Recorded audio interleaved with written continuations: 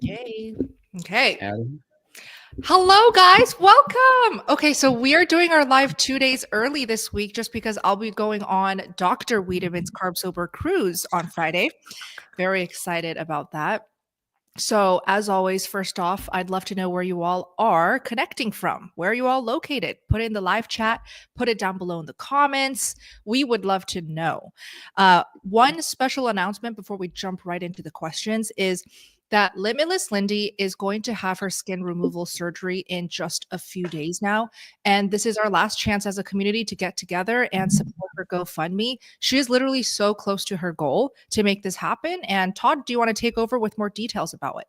Absolutely. Perfect. So put it in there, but Lindy's 6 days away from her surgery. It's pretty amazing.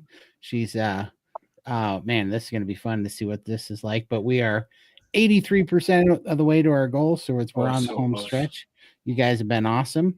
The GoFundMe link is in the description. And again, we appreciate so much everybody that's donated, and to anybody that can't, we totally understand. We just ask anybody that has any chance to share it on social media or put the word out there for us, or prayers. We appreciate it all. And yeah, it's going to be awesome. She's six days away from the big surgery. It's so cool. The big transformation. Yeah. Amazing. Wow. So exciting. Lindy, how are you feeling? Are you nervous about it? I am. I just spoke to the surgeon this morning, so I'm a little bit nervous now. Oh. Yeah, until then I was sort of like, is this going to happen? But now it's definitely all confirmed, and yeah, it's starting to believe. Amazing. They don't do surgery over Zoom now, do they? Not yet. They might. Yeah. All right. Let me drop the GoFundMe in the live chat as well so that we can make. Yeah, I put it in there. Oh, perfect. Yeah, it's right there. Thank you, everyone, for the help. And this community rocks. Let's make this happen for Lindy. All right, so let's go into how we will take questions in these live streams for anyone who is new. Todd, do you want to debrief? Yeah, absolutely. Yep. So we're going to take questions in order, except for super chats do take precedent.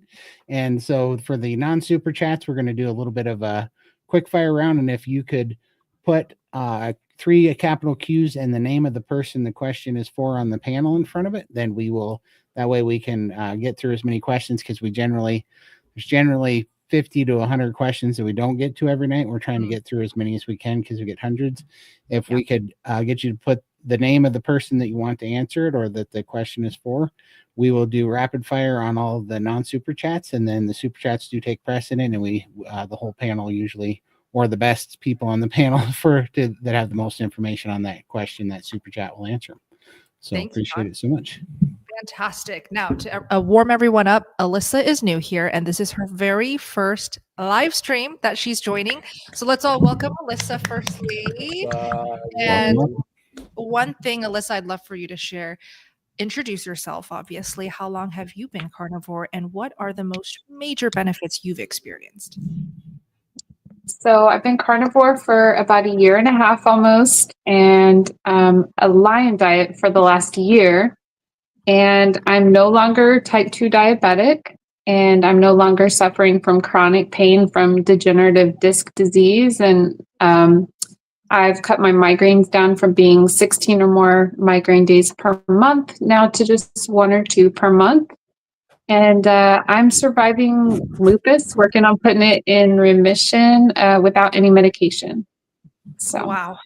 Bravo. So happy you're here, Alyssa. Let's get started with the questions. All right, here we go. Hi, Target Prime Rib. You are always here, and we're happy to see you. Thank you. Don't worry, I will not do any super chats tonight. I will just bombard everyone with my uncle jokes. We love it. Go ahead. Bring it. Welcome. All right. So Go to the Rock says, I'm experiencing keto rash, primarily eating meat, eggs, fish, butter, maybe a little veg or fruit. Oh, and cream in my coffee and milk. Recommendations I'm finding online are increase carbs. Okay. And, are they, okay. So this person is saying increase carbs to help with the keto rash. Do we recommend that?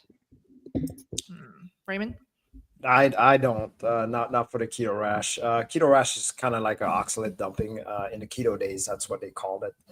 Yeah. But it is pretty much oxalate dumping, and using a little bit of lemon or black tea, or take a look at Sally K. Norton. Bella has her on the channel. She talks a lot about that. It will give you a lot of insight of what you might need. Awesome. Okay, let's keep going. All right. Hi, Caleb. So good to see you here. This is for you, Raymond, and thank you for the super chat. Raymond, how do you weight train on Carnivore? Oh, goodness. I wish I could tell you I actually weight train, but I don't. So Wait a minute. Those ribeyes are heavy. that's it.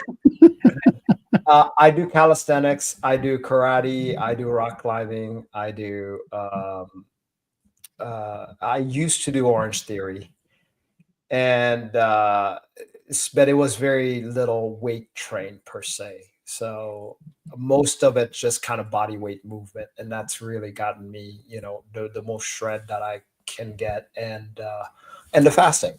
So really, my muscles preserved very well, and it looks great.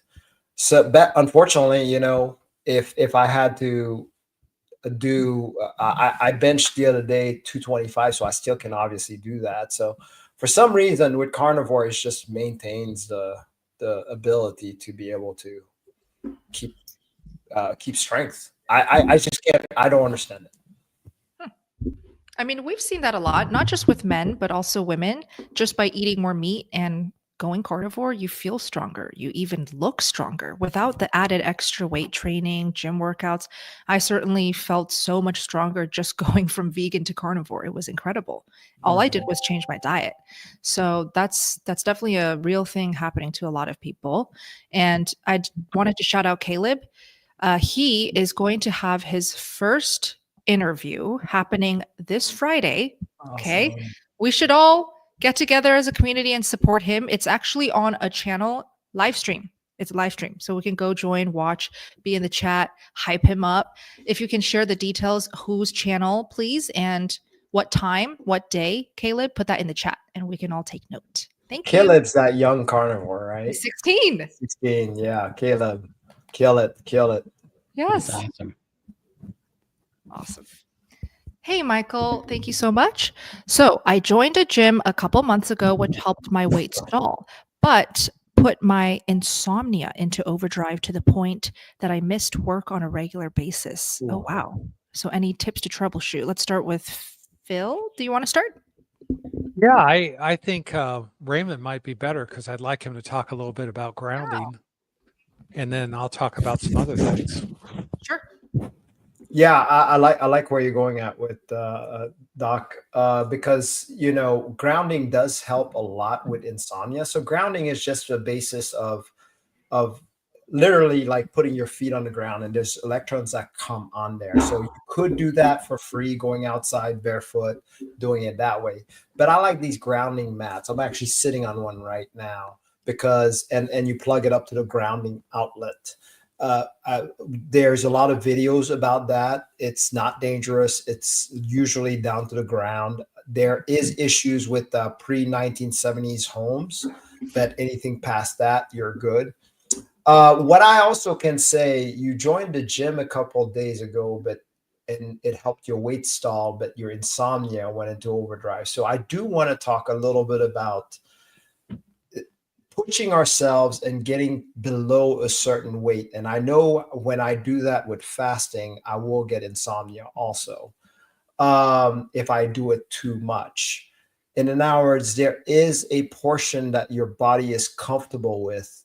So my suggestion is you may need to prime a little bit or feast a little bit, eating a little bit more meat, especially that the gym kind of caused it. So you're probably not eating enough is my suggestion. But Phil?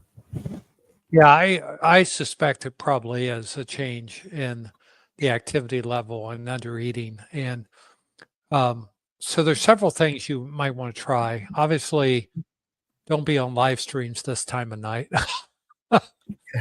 unless you have your blue blockers on. We want to try to avoid the blue light as much as we can right before we go to bed. Some people find just dissolving a pat of butter on their tongue when they go to bed Yes. will help them to relax. And the fat is very soothing, kind of helps drive you into some sleep. And some people take supplements like magnesium glycerate, but I like the butter trick. I think it's a good way to go. I think grounding is a great way to go too. And try to set a time to get up in the morning, because a lot of people have irregular times that they're getting up. And so because they're getting up at an abnormal time or a different time every day, they're not getting to sleep at the same time. And when you start regimenting yourself, it seems counterintuitive, but I find a lot of insomniacs that they start getting up at a set time every morning, eventually their bodies will re-regulate and they'll want to go to bed earlier and fall to sleep better. So also drinking some warm water at nighttime with that butter will help.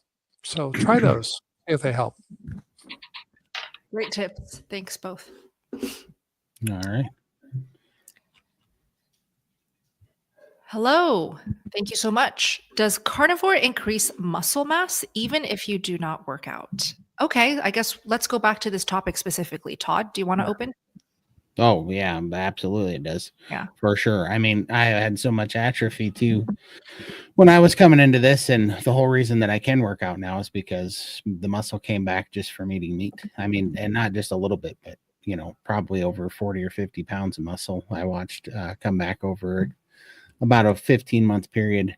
And that's literally why I have the strength to work out now.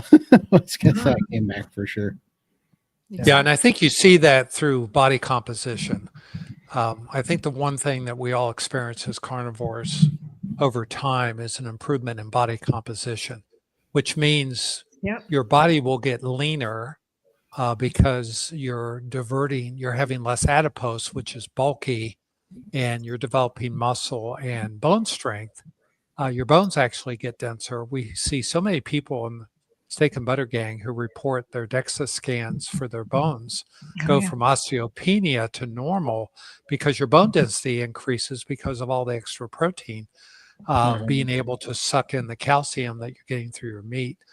So you get bone density improvements, you get muscle density improvement, and you lose the fat in your muscles, which are actually counterproductive. So the muscles get leaner. So there's so many good health things that happen to your body, but that's why we say, pay less attention to your clothes, to your scale, and pay more attention to how your clothes fit. Right. Because that's a better indicator of what's happening to your body. That's right. And I'd love to add, I recently started weight training myself. And cool. yeah. This evening, we actually had Dr. Baker visit SBG and answer questions for the members. And he really stressed in that call just how important it is to do some type of resistance training. No, you don't have to be a power lifter like him. You can just do light, enjoyable, doable resistance training. It really does make a difference as you age, specifically as you age. So set yourself up for success by starting now if you're younger, and start incorporating it now if you are older, in a way that is doable for you, obviously. And so what I wanted to share was, after working out for the first time in 4 years, I noticed that I build muscle mass very quickly. Yes. Versus when I was trying to build muscle mass or trying to lose fat, it was so much more difficult. So don't forget about that, Patriarch. You could actually build muscle so much easier after going carnivore. Okay. Even if you do work out lightly. Thank you so much. And faster recovery times when you do work out. Absolutely. I experienced that as well. Yep. Yeah. Good point. But take Survivor off your. Oh, go ahead. Sorry. Oh no, go ahead, Todd. No, I was just gonna say, take Survivor off your Spotify playlist when you're listening or lifting, because it pumps you up, and then you lift too much and hurt things. Yeah, don't do that. Well, I experienced muscle growth without being able to work out. When I went carnivore, I was actually. I had been so sick and bedridden for months, and I was just literally skin and bones. I started eating carnivore, and out of nowhere, it was like my biceps just inflated, and like all my muscles were just coming out of nowhere. And I'm like, I'm literally on my like deathbed, like couldn't even lift anything heavy, and I was growing muscle. So it is possible. Well, tell them about your diastasis recti too, that result. Oh, yeah. So a lot of people may recognize that, like if you try to sit up, your stomach kind of goes into like a point. And it is very common with women who, when you get pregnant, and once you're about 8 or 9 months, all your muscles start to separate. And for some people, they don't grow back together, and so you have this diastasis. Say it again, Phil. Diastasis recti. Wow. Yeah, and my youngest child is 13 years old, and all this time, my muscles never grew back together. I've had 3 children, and also after going carnivore, I realized it's not there anymore. My muscles finally grew back together. I think I finally just got all the protein I needed. So Yes, it's possible. it's amazing. That's awesome. Thank you, Alyssa. One Electric. Thank you so much. I've been doing carnivore for about 8 months now, and the past 2 weeks, I only eat once a day, either 4 eggs a day or 6. Will this hurt me because I'm not taking in enough calories? It'll definitely hurt you if you're under eating, and that to me is like tiny portions. Like this is you're speaking to a table of people who eat like 48 eggs a day. Okay. Todd eats so many eggs. I eat close to that. I cannot beat Todd on that one, but I would eat anywhere from 12 to 24. And 4 to 6 eggs is very tiny portions, in my opinion. Raymond, what do you think? Yeah, that's so little. I mean, it depends. I mean, gosh, even if you are 5 feet tall, I don't know. That's little. Okay, so hopefully you're eating something else like bacon and all that kind of stuff for one meal. Here's the problem with 1 meal a days. 1 meal a days are just that perfect limbo. You're eating too much and you're eating too little at the same time. Now, in your case, you're probably just eating straight out too little. But what I mean by that is that we get to this point where we're eating that one day and we're eating way too much for our bodies to actually handle and process at one sitting. So that does become problematic, but it's okay to do it for a short stint of time. What I like to do is I like to make sure that you take a break from the 1 meal a day, like 3 days or so, recharge and go back to that. And not only that, it's really good to have a kind of erratic pattern for your body. That does help with getting your composition in and also making you more sensitive in a way where your body will be like, oh, he's giving me way more. You're just more sensitive and able to use it better. Todd, did you want to chime in? Well, yeah, that's way too little. I mean, those are rookie numbers. For sure. Oh, For sure. And it's so easy to undereat, especially, everybody's a little bit different. But when I started doing carnivore, I had leptin sensitivity for the first time. And when you're used to restricting yourself and then you get leptin sensitivity and you start eating satiating food, it's like really easy to restrict. But our brain's still in that wheelhouse that we need to calorie restrict. So we're like, oh, this is great because I can go long periods of time and hardly eat anything, and this is awesome. But that goes away and starts being you can keep it up for a long time, but it starts being really harmful. For me, at the 7-month mark, it got really harmful, and I was losing everything that I had gained in that first 7 months. I was getting brain fog again. I was having depression again. Anxiety was coming back. I wasn't sleeping. I didn't have energy. I was getting moody.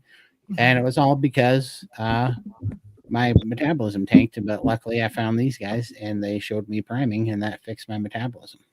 But I was right there with you for the first 7 months. Well, actually 7 months is when it started going downhill and I white knuckled it for another 2 for good measure. But yeah, after 9 months. So yeah, definitely got to eat more, in my opinion, for sure. Yeah. One Electric, if you could just share some more details. Do you mean 4 to 6 eggs a day and that's it? That's all you're eating that whole day? Every day? Let us know. Yeah, for the record, I for a long time there, like 6 months, I ate 54 egg yolks a day on top of a couple pounds of meat. Yeah. So that was for hormones. Awesome. All right, Ed, thank you so much. This is for you, Raymond. I stalled after 2 weeks after starting carnivore. I gained back 4 pounds the next 2 weeks. Been on 48-hour fast, ending in 2 hours. Losing weight again. Not hungry at all. So should I end the fast and eat or go for 72 hours? Okay, so to be this is great. The 48s are nice. I actually like a 41-hour period myself. That's what I've been doing since the beginning of the year. But and that's what I do every year. But anyways, just to get an idea, if you want, and the 48s are going great with a 2-hour eating window, which is smart. That way you're capable of eating enough. Don't just go for the 72. Here's the thing. I did that. I went for the 72. Then I was like, oh, maybe I could roll 72. And I just burned out very quickly and crashed very quickly. Now, saying that, the 72 is a great seasonal reset. So do a 72, maybe 3 months later, do a 72, but don't start stacking your 72s even weekly. It's just too much. Remember, the biggest results you're going to get is a consistency. How long can you consistently keep those 48 going? That's where your win is. You could even have a short break of 3 days of like a refeed or a little micro prime, which is 3 meals a day, and then go back on the 48. But the idea is just keep going on those kind of fast, alternate day or 48. Love it. And then Raymond, if you can speak on this question for myself, how important is it to keep your body guessing, to keep the patterns different week to week, month to month? Actually, it's wonderful to do that. Again, the body responds to make it more efficient. So it's all about efficiency. When it doesn't know when it's going to get its next meal, it just gets so much more efficient. Efficiency translates into a great body composition. Imagine a car that's trying to be more efficient because it wants to go a little bit faster. What does it do? It starts making itself more visibly looking a certain way so that it can actually go against the wind and everything else. Our bodies are very much like that. How do I know that? Marathon runners have proven that versus, say, sprinters. Their body composition are totally different body compositions. Why? Because of how they train. And if you're training in a fasting, it is the same thing. You're training your body. Let's train it to be as efficient as possible so that way it can actually look its best, so that it can actually give you that longer range if you need it. Excellent. Ed says thank you, by the way. One Electric followed up with us here. Oh, okay. Only 4 eggs or 6 at one sitting once a day. Way too little. Wow. I don't know how. That is like 300, 400 calories. I We're get not more- 280, 280 to 420. So that's really low. Oh, Yeah. that's starvation. Hmm. Sorry, I shouldn't say that. No. Yeah. That's way too low. I get more calories than that stuck in my teeth every day after eating meat, for sure. Yeah. Why aren't you eating any meat? One Electric. I wish you could get in some red meat. That would benefit you a lot. Even if you have to take tiny little bites, in the beginning of my carnivore journey, I could only eat about 2 ounces at a time. And for some people, that's just one big bite of food. So even if you just have to make yourself eat a bite of food every hour or two, that's better than what you're doing currently. Exactly. Let's have the community watching this live stream chime in here. Let's help One Electric out. Maybe One Electric is just not used to eating more ever. So share what you guys think. Do you guys think this is eating way too little? Do you have any suggestions for One Electric? We can all help. Okay. Bella, I like how you said that actually. So here's the question, Yeah. One Electric, that I have to ask. Do you know how much you can eat? Have you ever tried, having a portion of time where you freely ate carnivore foods and seeing how much you can actually put away?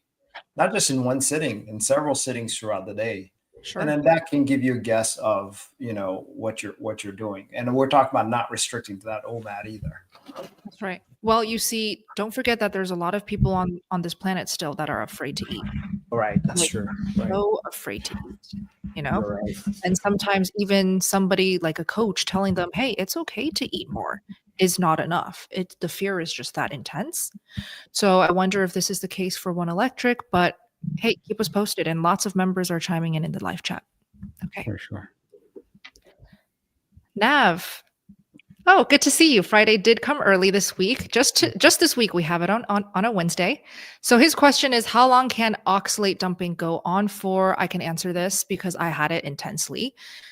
Firstly, you need to consider how long were you eating oxalate-rich foods? Were you vegan ever, Nav? Were you vegetarian? Were you eating sweet potatoes ever? Kale, spinach? Even black pepper has oxalates, black tea. So if you're eating oxalate-rich foods and for a very long time, the more intense your oxalate dumping will be. My oxalate dumping, I want to say, happened for 6 months total. The first few months were very intense. My skin issues, psoriasis, eczema got worse before it got better. Was it oxalate dumping or a mix of other things plus adaptation? Could have been all of it, like all of the above, all combined. I asked this to Dr. Baker for the course as well, and he said a lot of people will have the tendency to blame everything on oxalate dumping. Sure. Because it's so vague, Yeah. Oxalate dumping can be every single symptom across the book. But does it matter? At the end of the day, you will feel amazing on carnivore with enough time. That seems to be the general trend. As difficult as it may be during your adaptation or oxalate dumping, I promise you it gets better. So I wonder if you're asking this because you think you're having oxalate dumping symptoms. It can go on from anywhere from a couple weeks to a couple months. Okay? Hopefully that helps. All right. Alrighty. Okay, thank you again. Which grounding mat do you use, Raymond? Yeah, let's take a look. Okay. It's called Hooga. Sorry, it's upside down. Hooga. Hooga. Hooga. That's what I use. I like that quality. It's pretty nice. But I mean, I'm not advertising anything. I'm just that's what I use. So if you're saying Awesome. what I use, I like that. I bought a cheaper version, but I really like these ones because of the sturdiness and all that. And that's what I said. Did Yeah, you I get have on that Amazon? one as well. Oh, you have Hooga Health? Nice. Yes, Okay. that's a good one. Amazon? They have an Amazon store. Yeah, Okay. but I bought it on Hooga Health directly. Okay. Hooga Health website, guys. Cool. Wait, do you have it on your feet right now or under your butt? I'm sitting on it right now, but Nice. I have one right here, a spare one on the side. Now wait a minute. But Are you wearing pants? Because if you're not wearing pants, if you're wearing pants, it doesn't matter. So if you're sitting on it, are you in your tidy whities?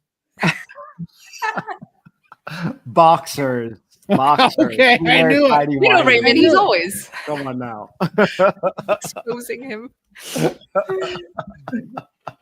You should have definitely said your feet so that nobody would have questioned. Oh, okay, got it. Oh my God. Uh, All right. Hi, Michael. Thank you. I mentioned my insomnia. Also, I eat a big steak for dinner. An hour later, I'm extremely hungry. Okay. So he eats a big steak for dinner, and then an hour later, he gets extremely hungry. So, should I eat again?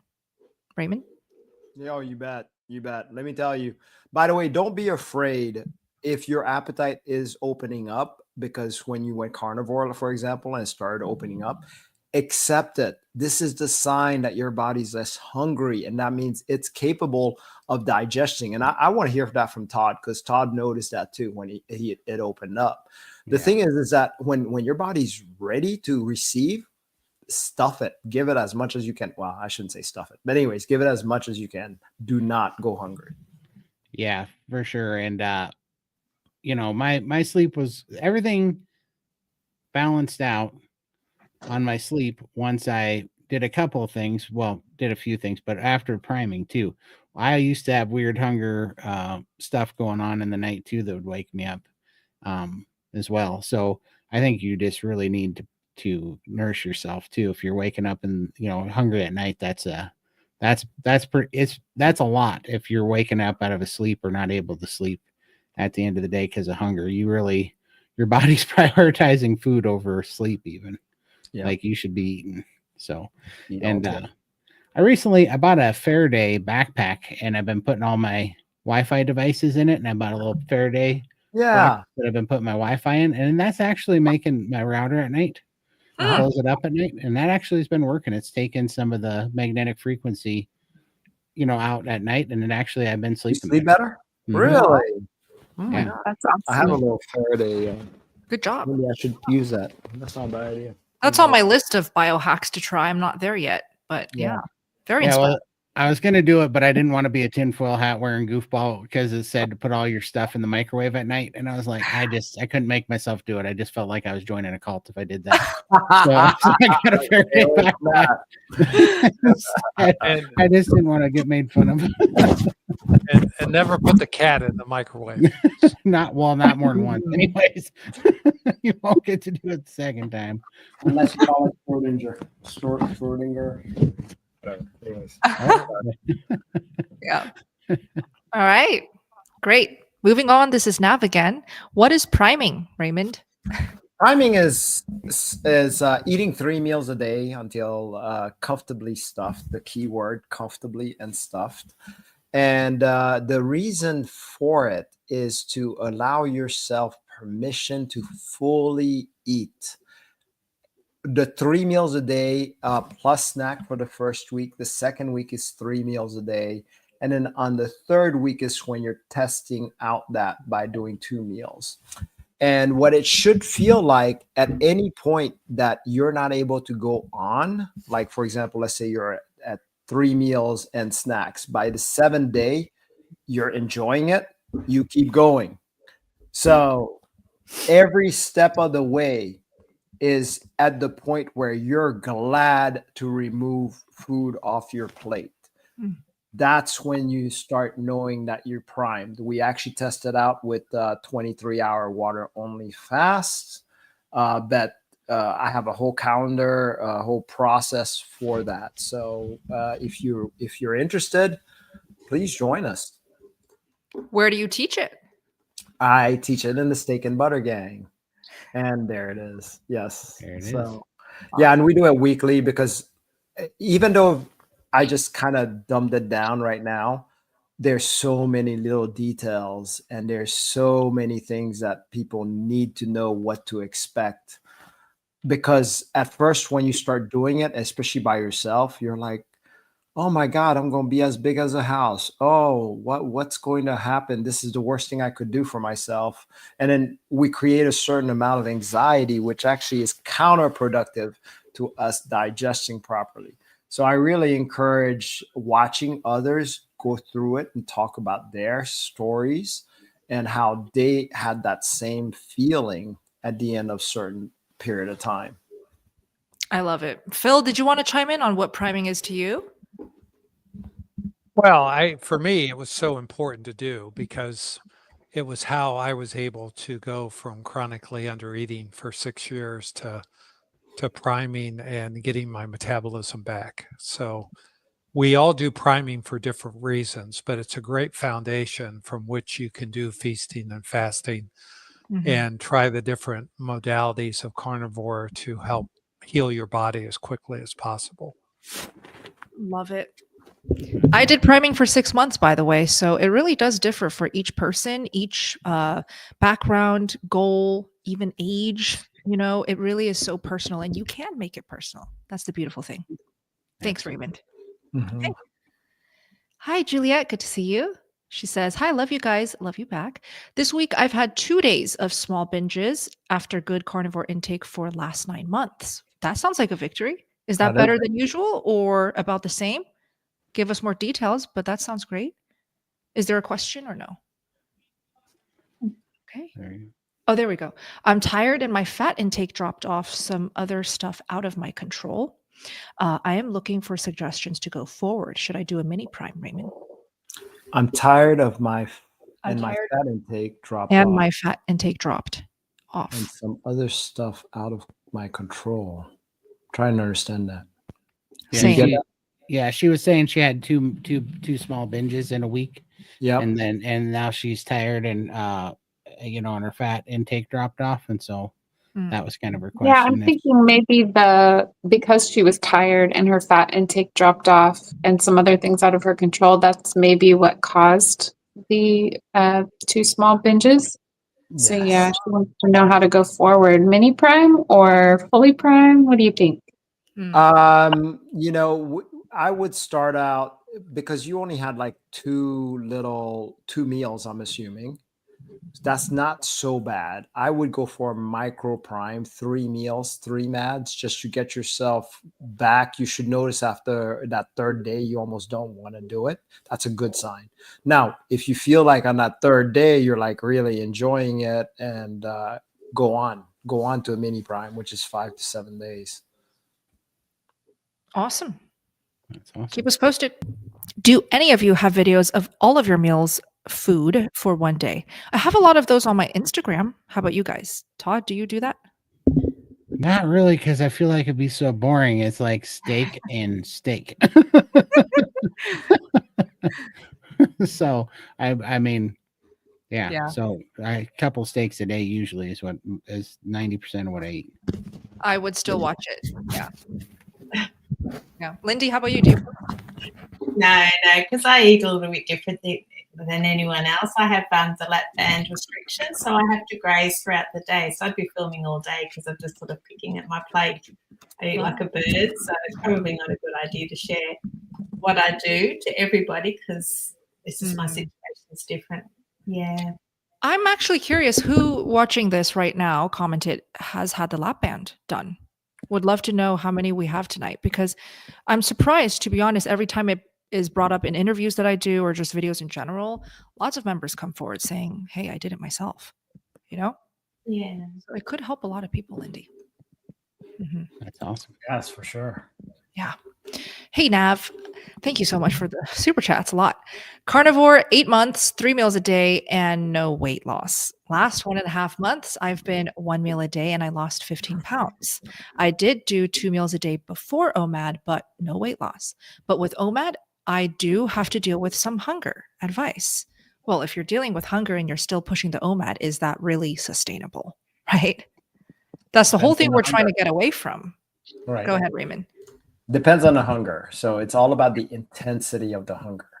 Are we talking about the kind of hunger that, you're just like going to go off carnivore? If not, if you're not white knuckling hunger, then it's good. It should be more of a hunger where the feeling goes in a wave. So you'll feel hunger peak and then goes away. When I do my alternate day fast, which today is my fasting day, I felt it right around 12, and I felt it again around 5, 6-ish. But usually that's my common meal time. And when I say I feel it, I feel the rise. I feel the doubts coming into my mind, all of that time. And then about an hour later, I totally forgot that I was even hungry. That's what you're looking for. Now, if it's ever an intensity to the point where you can't stop thinking about food, you've reached that point where that's too much. Yeah. Anyone else want to chime in for Nav here? Well, I think the trap here is, 3 mads, no weight loss. Yeah. Month and a half of OMAD, lost 15 pounds. That's very encouraging. Yes. But when Nav went back to 2 mad, there was no weight loss. So kind of feeling like, oh, do I have to do OMAD to lose weight? And, I think the best strategy here is to do what Raymond said a little bit ago with microprimes and do 3 days of microprime where you do 3 days of 3 meals, then do your OMADs for 2 weeks, then go back and prime again. And just do that and see if that isn't sustainable for you, Nav, because what's happening is you're running out of steam because your OMAD with some hunger, you're probably at that point now that you've exhausted your stores and you need your body to have a little bit of a break. I'm not a big fan of people doing OMADs continuously because Same.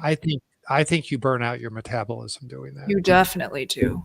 And this is just for all the females watching, as somebody who did OMADs for quite a long period, and Raymond knows exactly how much I loved OMADs. I loved it so much that I put like whether or not it was feeding me enough second priority. First priority to me was like, oh my gosh, the mental clarity, the time that I get to save was incredible. I'm just trying to say that it's easy to take it too far with OMADs. It really is. Especially if you're a female, it will eventually, the longer you do it, hurt your hormones.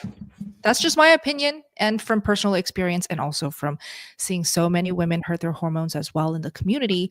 Just watch out, And Nav obviously doesn't apply to you, but make sure you're eating enough. Okay, thank you. Kathy, welcome. Did anyone have any quick relief from pain on the first week? Or how long did it take? Lindy, how about you? Any quick relief pain when you first went carnivore? Well, I had a lot of edema and a lot of fluid, which caused pain for me. And that did go down quite a lot within the first couple of weeks. So for that reason, yes. But hip pain and joint pain did take a lot longer for sure. How long would you say? Well, 3 years in, and I still have a bit of hip pain. Oh, still. wow. But Okay. it's from carrying so much weight for a lot of years. So whether that'll go, but I thought I'd need a hip replacement, but I'm at the stage where I think it's still healing and I probably won't need to have surgery for it now. So definitely much better. That's great. Alyssa, how about you? Yes, within 3 days, I felt a huge difference. I dropped so much, just inflammation. And so physically I felt so much better. But then I kind of started increasing a little bit too many like inflammatory carnivore foods that my body wasn't able to handle. So the more heavy cream that I was having, and unfortunately eggs, I didn't realize eggs and bacon were inflammatory. So I kind of had an increase in pain the more I was eating those things. But once I went lion, just red meat, again, it was like within that first week, the relief that I felt was insane. And I would have just one more thing off lion, and the next morning I'd wake up feeling like I had been run over by an 18-wheeler a few times. So for me, the difference is night and day within a few days. So it can happen. Amazing. Very inspiring. Todd, can I put up a comment real quick? I caught it in the chat just now. So Latro says, I've made it to 10 months, kicked off my journey at Hack Your Health, Austin, spring 2024, met Bella, thanked her for the inspiration. So I just want to say congratulations. And I'm always so excited to round of applause. I'm always very excited to meet you guys in person because you really have no idea the amount of connection you get to experience when you go to these in-person meetups. It's hard to describe in words. You don't really have any words to describe it until you're there and you feel the vibes. It's like magical. Todd, you recently were at the Phoenix, Arizona meetup. Talk a little bit about just the good vibes. Oh yeah, it is day and night difference there in person, even from the video calls. Video calls are the next best thing. But what was, I think, the funnest part actually, besides just obviously getting to meet and talk to everybody in person, was when I was watching carnivores in their state and in their town meet each other. Because before I was leaving, I was hearing all these little groups of people that were making plans to like have a barbecue that weekend, and that they're like, you only live 3 miles from me, you only live 5 miles from me, you only live around the corner. And Yep. so that I didn't see coming. I was like, that right there is worth its weight in gold, because everybody met up and there was all these little cells of people that were talking with each other, that all came there to be part of the community. And before they left there, they're exchanging numbers and making plans to have barbecue and stuff. So it was pretty amazing. Let me just jump on that, because I flew all the way to Australia, and it was my first time down under in my life to go speak at the Carnivore Collective in Adelaide, Australia. Yeah. And the most magical moment that I got to witness was somebody in the audience sat next to somebody else, complete strangers, and they found out they lived on the same street. Like, what? It's just incredible. It's Right. meant to be this community, I'm telling you. You just never know. And I love it. is. It's incredible, Yeah. for sure. And it makes sense. Yeah. I mean, it goes to show you too, how hard it is on your own out there, because that means that if people aren't finding that out and they live on the same street, just down the street from each other, it's because, when you're on your own, you're kind of living like a carnivore hermit. you don't want anybody to know this crazy thing you're doing, because everybody does think it's crazy. And that's why these communities are so important, and the meetups too, because we're going to have some numbers and some strength in numbers and community to be able to kind of fight this battle back to some semblance of reality here. Absolutely. Yeah. So So let me just take this opportunity to announce some future meetups coming up. So we've got linked down below in the description, and I also dropped it in the live chat. Hack Your Health this year is in Dr. Phil's hometown, Tampa, Florida. So use the discount code, all caps Carnivore, to save $100 off your ticket. And just FYI, the ticket price, the base price, goes up, I think, after every few months. So if you can be there and you definitely want to be there, I do recommend booking your tickets early. And besides Tampa, I'll be flying back to Australia to reunite with Lindy in April for the Carnivore Collective in Melbourne. So Lindy and I will be there. Okay. And we can't wait to meet you. I'll post the details when it's out, but Melissa still needs some time to gather the details for that. And then Tampa, kiltsmeetup.com. For tickets is in just a few weeks. There's a Tampa meetup coming up February 8th, and I'll be there as well as the Carnivore Cruise. So lots going on this year. Perfect. Sure. Hey, Ed, my first week inflammation is gone. Awesome. No more swollen ankles, swollen bleeding gums gone. Shortness of breath and wheezing gone. What? Yeah. And second week, the skin felt smoother. Fantastic. That's amazing.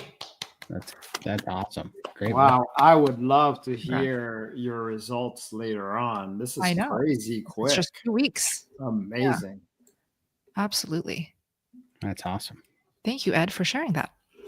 Okay, Adrian, welcome. Can I have a cheat day on Carnivore? I would say I love it. Not answering. That's it. Simple as that. No. Next. Wait, I think all of our answers are best not to, but check out my recipes at Bella's Cafe, because you basically are having cheat days with those recipes, but you're still carnivore. Phil?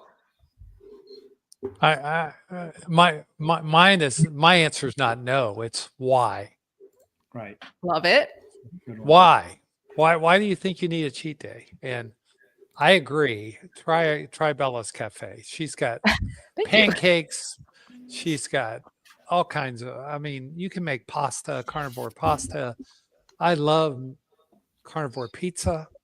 I make my pizza crust with canned chicken breast and Parmesan cheese and an egg. And it is, my wife, who's not a carnivore, loves it. And I give it to make it for people all the time. They can't believe it's totally meat based. Yeah, it's incredible. Pizza is a great cheat. And a carnivore pizza, there's no guilt to it. So that's right. Exactly. There are ways to feel like cheating. Yeah. Yeah. In and out In-N-Out lettuce and slice of cheese made my knee swell up and limp for 5 days. It's like Mm, it's not worth it. It's No. so bad. Yeah. So I don't know. That's why I'm a pretty hard no on those. Adrian, Yeah. real quick, yeah. Oh yeah, sorry. change that cheat word to sabotage and see if you're willing to do that more often. Yep. Yeah. That is such a good point. Yep. That's right. Okay, Bridget. I find I am eating around 2 pounds of meat daily. Is that excessive? I'll take this one. In my opinion, no. And Bridget, if you are female, 2 pounds of meat for a woman is incredible. Like, congratulations, keep it up. If your body is craving for the 2 pounds of meat, there's a reason. It's probably repairing, healing something, helping you become a boss woman, whatever it is, it's for good things. Trust me. Don't freak out if you gain weight initially. It comes off. And just for all the new members watching, I gained 25 pounds, at least 25 pounds. I wasn't obsessing over the scale, but I gained a ton of weight when I first went carnivore. I would not be where I am today, 6 years in, thriving, if I didn't initially gain that weight. And if I did not initially embrace the hunger. You're doing great, Bridget. Yeah, it's kind of interesting. I was feeding my dog last night, and I just was thinking, I never really put it together because I just feed her when she's hungry. But my dog weighs 55 pounds, and she eats 2 to 3 pounds of meat every day, and has for Wow, no way, that much? Wow. Yeah, every day exactly. without fail. And I'm just like, Exactly. Dang. I think we have been programmed to way under eat, you know? Exactly. And then you think about being a human, you have to produce hormones to carry children one day. And a lot of women, they're still under eating through their pregnancy. So I just hope to instill this inspiration and encouragement for women, especially, to just eat more, please. sure. Great. Okay, Linda Sharon, welcome. Bella, carnivore for gastric sleeve patient. Absolutely, you can do carnivore if you have gastric sleeve. Lindy, did you want to talk about this? Best for you. Yeah, definitely. I find because I've got the restriction being, the sleeve, lap band, I find it difficult to eat large quantities like Bella and everyone else on the team. So I have to graze and just eat throughout the day, a lot of small meals. And I find the meat is very satiating. So I'll be pecking like a bird and only eat a few bites in a day. And that kind of stalls my weight loss all the time. My hair starts to fall out. So I have to make an effort to prime. And I call my kind of priming is a gentle prime. So just literally grazing a few bites every hour just to get some food into me. And that has slowed down the hair loss, extra fat as well. I've needed to increase that.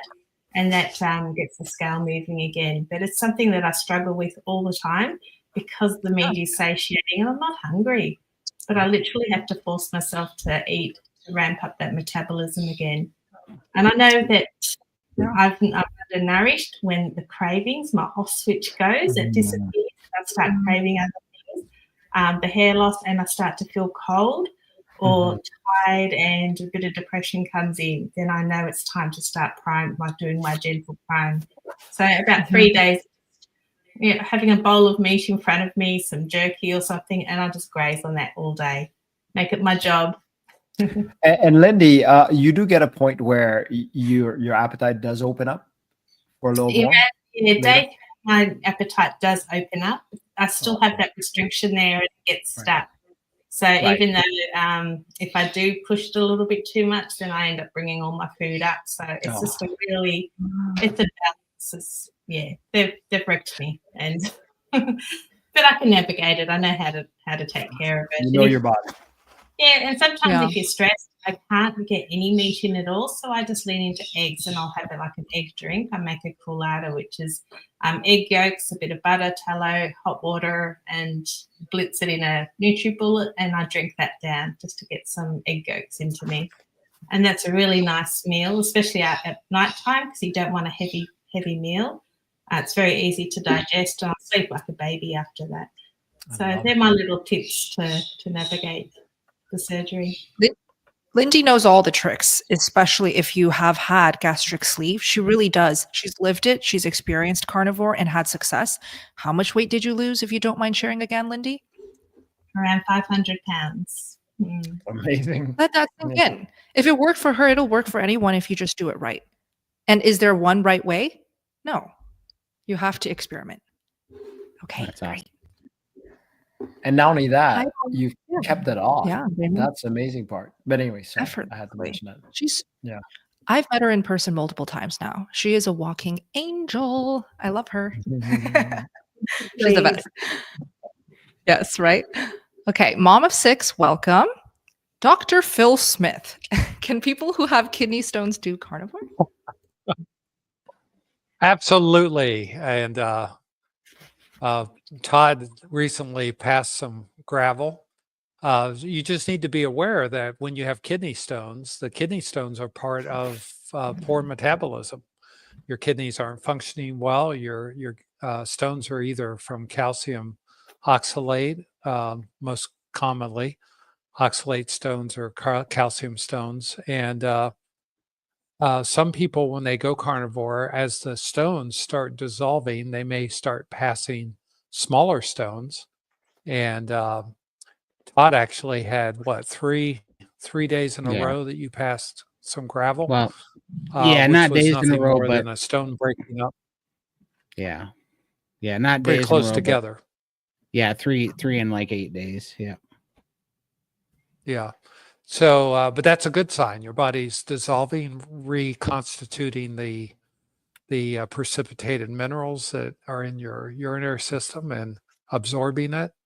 And the same with gallbladders, gallstones. We see people with gallstones dissolve their gallstones when they go carnivore. So Yeah. carnivore is really good for kidney health. That's awesome. Very true. And you get closer to Jesus because you'll pray if you pass 3 gallstones. Or kidney stones. Kidney stones. For sure. Awesome. Hey, Anthony, welcome. Thank you so much. I am type 2 diabetic, and I've gone back to normal blood levels on the carnivore diet after 1 month, on the road to reverse it. Wow. That's fantastic. Congrats. Will it go away forever, Phil, if you don't mind? Yeah, it's a great question. You know, type 2 diabetes is caused by insulin resistance. Insulin resistance is caused by metabolic disease and inflammation. And you're eating to improve things. The question is, how much damage have you done to your pancreas and insulin axis during the time before you were carnivore? But I would be very hopeful that you have reversed it permanently as long as you continue this way of eating. But I don't have a crystal ball. I don't know. Forever is a long time. But there was a study done in England where they used carnivore, or they used ketogenic diets, actually just low carb diets. It wasn't even defined as ketogenic with diabetes. And 90% of the people with early type 2 diabetes were able to reverse it. And it was interesting, a group that had it 15 years or longer, 50% reversed it. So we see tremendous results in people on the carnivore way of eating, resolving insulin resistance, you making your insulin sensitive, which is really what the reversing type 2 diabetes is all about. But again, you have to maintain good nutrition to keep it there. Thank you, Phil. Right. Back up here. Awesome. Hi, Selena. Welcome. So Selena's watching from Lima, Peru. Wow, that's awesome. Do any of the panel have any info about carnivore benefit for peripheral neuropathy? Thank you all. Alyssa, Todd? What is peripheral neuropathy? Thanks, Todd. That's where your feet and hands get numb. Oh yes, tons. So peripheral neuropathy, the most common cause in the Western world for peripheral neuropathy is actually insulin resistance. It's most commonly Oh, associated with there you diabetes. go. 10% of the population of most communities have a peripheral neuropathy. Probably 80% of those have it from insulin resistance. Now, when you're doing carnivore, and then there are some that have it for no known reason.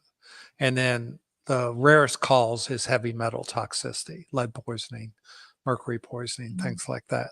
But the most common by far is insulin resistance diabetes.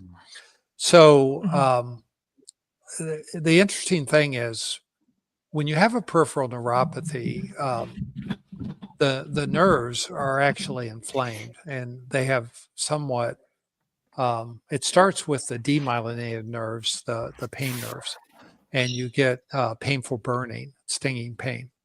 And eating more fat in the diet, which is part of fatty meats that we eat with carnivore, will help to stabilize those nerve fibers over time. Now, it takes we've seen some people in the community get improvement as early as 6 months, but I usually tell people, probably be 1 to 3 years for most people if you're going to heal peripheral neuropathy. So you have to not give up on it. You just have to be consistent. And as our friend Alyssa here is trying to reverse systemic lupus erythematosus, known as lupus or SLE, she just knows that it's a matter of time before she fully reverses it. So she is like very, very strict. And she's had these other benefits along the way that helps her to understand why she's doing it. And so it's really important to be in community when you have a peripheral neuropathy and be looking for what we call those non-scale victories, the things that are benefiting that you didn't even expect to happen, because the road for peripheral neuropathy healing is very, very long.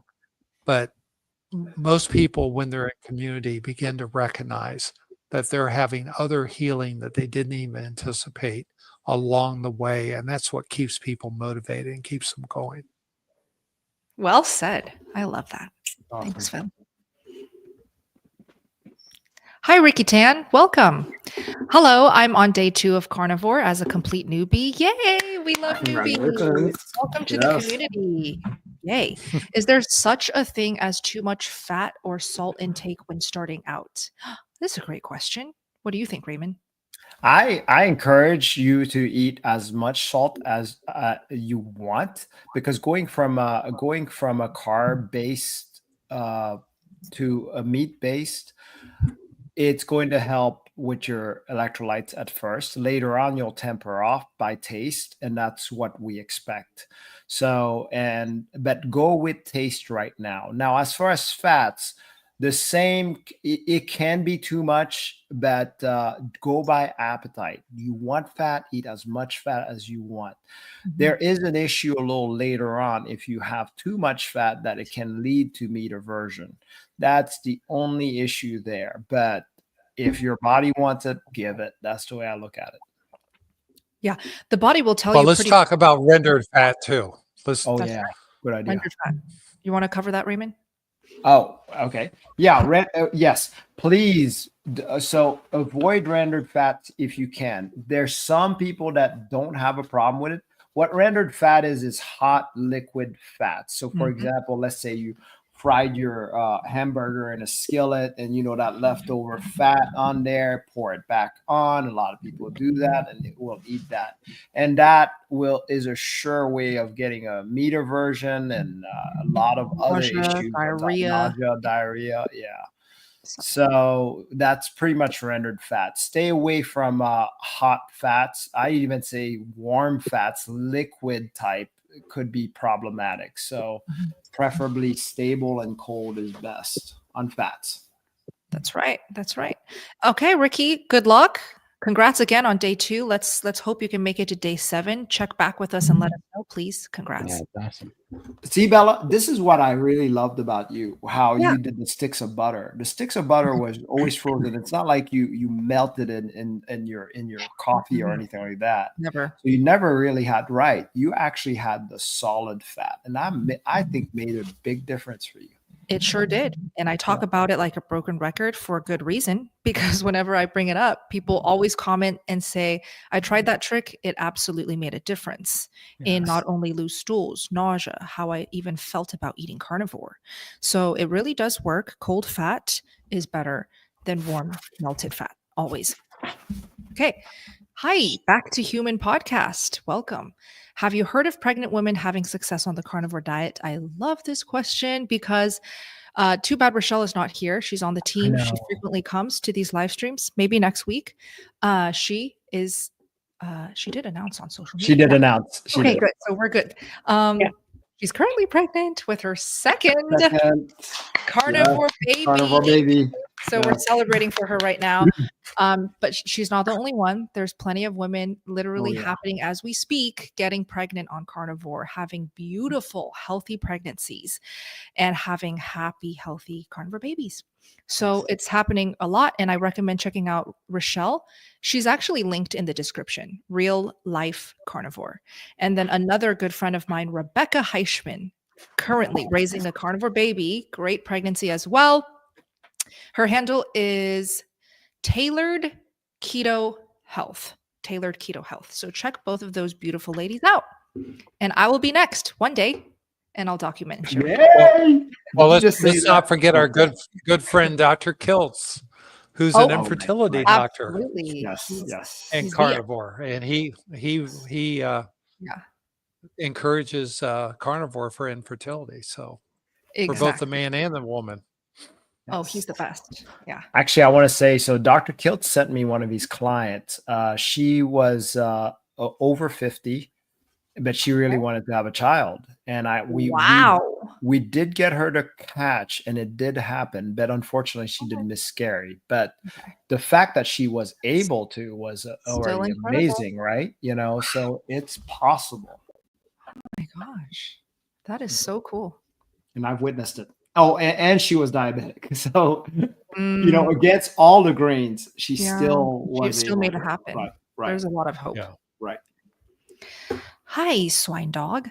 What is the best way to find a carnivore-friendly doctor? Right here. Wait, wherever right there. he is. Yeah, right there. Yeah. Phil, do you want to chime in?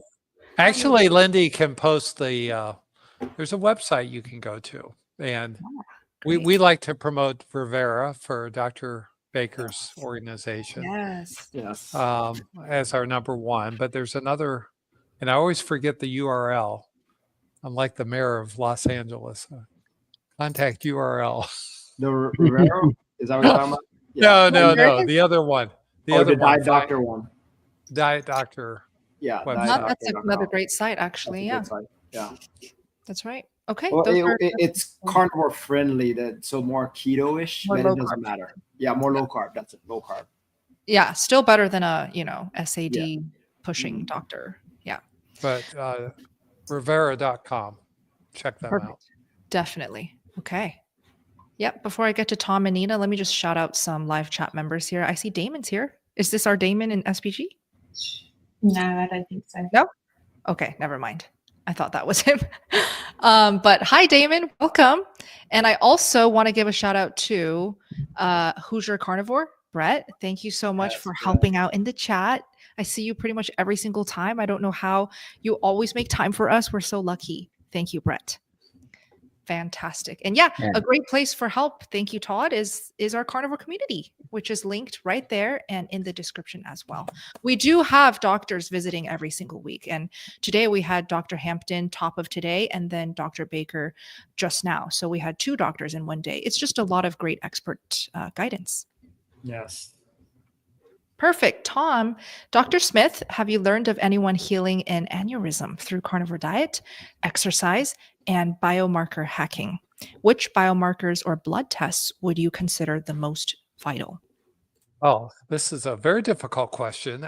It's so funny that you would ask this because I haven't specifically heard of anyone healing an aneurysm, but my wife came up with a vascular tumor in her kidney that was discovered about 5 months ago and showed up on an ultrasound. And she's not carnivore, but she has been doing keto. And it was about 5 millimeters. And the kidney specialists were telling us that it probably will grow. And once it gets to 3 centimeters, it'll have to come out. And that means taking the whole kidney out because it's a vascular tumor. It's a benign tumor, but they grow and they can hemorrhage like an aneurysm can. And she had her CAT scan last Friday, and it actually went from 5 millimeters down to 2 millimeters. Oh, wow. It's actually regressed. And the whole reason to do the test was to see how fast it's growing, and it's actually gone backwards and gotten less than half the size. And so they said, oh, we're not even going to have to measure this for the next 2 years. And we were talking about possibly her having a kidney out in 3 to 5 years. And that's pretty much off the table now because of her just eating keto. So I think, blood vessel damage. This is a tumor it's got a long name. It's a myoangiolipoma. It's a collection of muscle, fat cells, and a very vascular tumor. And it grows to the point where it literally explodes and you bleed to death immediately. And that's why they have to take them out. And they're pretty rare.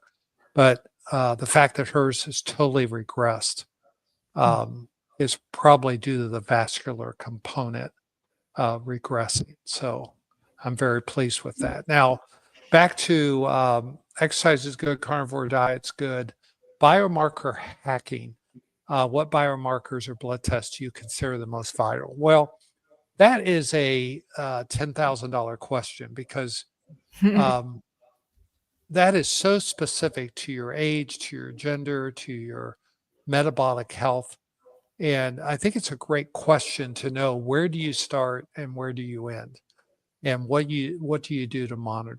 We're kind of fascinated in the United States with blood tests and MRIs and CTs, and we do way, way too much of this. But I think everyone probably benefits from having a good baseline metabolic health assessment. And the test that I recommend people have is a baseline TSH, which is thyroid stimulating hormone. And as a screen, a glycohemoglobin, hemoglobin A1C, which is a measurement of your insulin resistance as evidenced by your average blood sugar over the last 90 days, a vitamin D level, because we see so much vitamin D deficiency. And I think a CBC is a good test, and a complete metabolic profile, which checks out your liver and kidneys, all in a couple tests. So those are good baseline tests to do. And then if you have specific findings on those, you can go a little deeper. But I don't think a lot of this more esoteric stuff is really helpful. It can get really confusing. The last thing would be your lipids, to know where your triglyceride and your HDL is, because you want your triglycerides under 150 and your HDL over 50, HDL cholesterol. And if those are both good, and your glycohemoglobin or hemoglobin A1C are good, that gives you a pretty good idea that you have pretty good metabolic health. And Thank then you, Bill. Perfect. That's kind of a good start. Awesome. Okay. Sorry, Todd. Was there something? Yeah. Two things. One, we had Dave Mack on our live stream last Sunday, and he actually had a stroke from a brain aneurysm. And I don't know if that's the same thing, but he had an aneurysm. But I guess it must have either caused a stroke or maybe it burst. I don't know if that's the same thing, but all of his stuff, like he was dragging his left leg around and everything, and it all healed up. I thought that was interesting. So I was just going to say that about the aneurysm. Yeah. Well, brain aneurysms are typically congenital and they're familial. So if you have a family history of someone having a brain aneurysm, we actually screen people. And I had the unfortunate experience of having to tell my daughter's class when she was 12 that one of her classmates died in her sleep one night from a brain aneurysm. And I felt so bad. This was after I retired. I wasn't the doctor involved. I just happened to be volunteering at the school that day, and they pulled everyone. It was a small private school, and we pulled everyone into the gymnasium to tell them one of their classmates died in their sleep, which is very traumatic for a 12-year-old, to lose a classmate. But the grandmother had a brain aneurysm and had died from that. And no one thought to screen the kids and the grandkids. Oh, wow. It was such a tragedy. And it was really a tragedy because her daughter, the girl who died, her dad's a cardiologist. Oh, Wow. But, aneurysm. So when people talk about aneurysms, the two most common aneurysms are the brain aneurysms, which are usually not detectable and they're found incidentally, or there's a family history.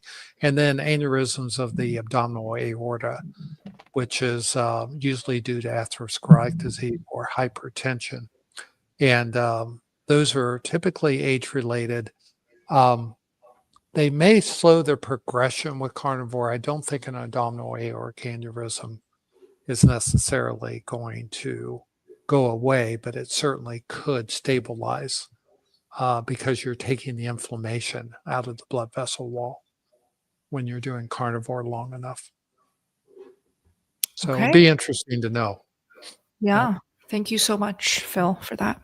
All right, real quick. I'm gonna. Yeah, Raymond, you got to drop off. Okay, Yeah, no problem. So This is also a good time for anyone who needs to drop off. Please don't feel pressure to join for the whole marathon. All of you. was awesome. I'll say another you, 10 and then I'm going out, and then I'm out of here. Love you, Raymond. Thank you Nice. so Thank much. you. Raymond, thanks, man. Raymond. Wow. Enjoyed Thank it. Bye, Raymond. See you next week, Raymond. Yes. See you next week. Night. Hi, Reed. Do A blood types. Type blood A. Do well on carnivore. My wife and I have both lost 30. Congrats. I am O and she is B. My in-laws have lost nothing in the 5 months we have been doing it. He is a B and she is an A. So what are our thoughts on, blood type diets? What works for carnivore, Todd? You're laughing. Sorry. I just thought it read out funny. That's all. Oh. It just read out funny. How? Oh my goodness, I'm a blood type A. I must be awful at this. I can already hear. So there's an old joke on Dick Van Dyke's show back in the 60s. So Okay. tell your in-laws to go kill a chicken, stand in the front yard and throw it over their right shoulder, and carnivore will work fine after that. I do not get it. That's the point. Yeah, it's a ritual. Okay. It's a ritual. I'm not buying all these concerns Same. about your blood type determining your metabolism. You don't think our ancestors ate appropriately for their blood type? They go down and check their their blood type and then go kill the appropriate animal or eat a radish or something? They had no need for blood types because if you bled, you died. Oh my gosh, that's funny. Yep. So anyway, yeah, chicken, you got to kill the chicken yourself, throw it over your right shoulder on your front yard. Yeah. And then you'll start losing weight on carnivore. It And works that's, every time. That's a doctor's opinion. So Exactly. And I'm sure everybody else agrees that this is bogus, right? Blood types not really a thing. Yeah. Well, there are people trying to make great claims about this, and Books being it's written. yeah. As I mean, an it's example, do you guys want to share your blood type just to see Yeah, like the let's do it. variety Let's we do have here? variety. I'm B. I'm O, I'm negative. A A. Todd, positive. I'm red. I don't know. I don't. do not know, which is I have no as clue. expected. And Lindy. You don't know. Oh, you're You're muted, Lindy. muted. Oh, you did it. A, I think, is what she said. A positive. A Sorry. positive. Wow. Oh well, you've only lost 500 pounds. It must not work for you. I know, right? Oh my gosh.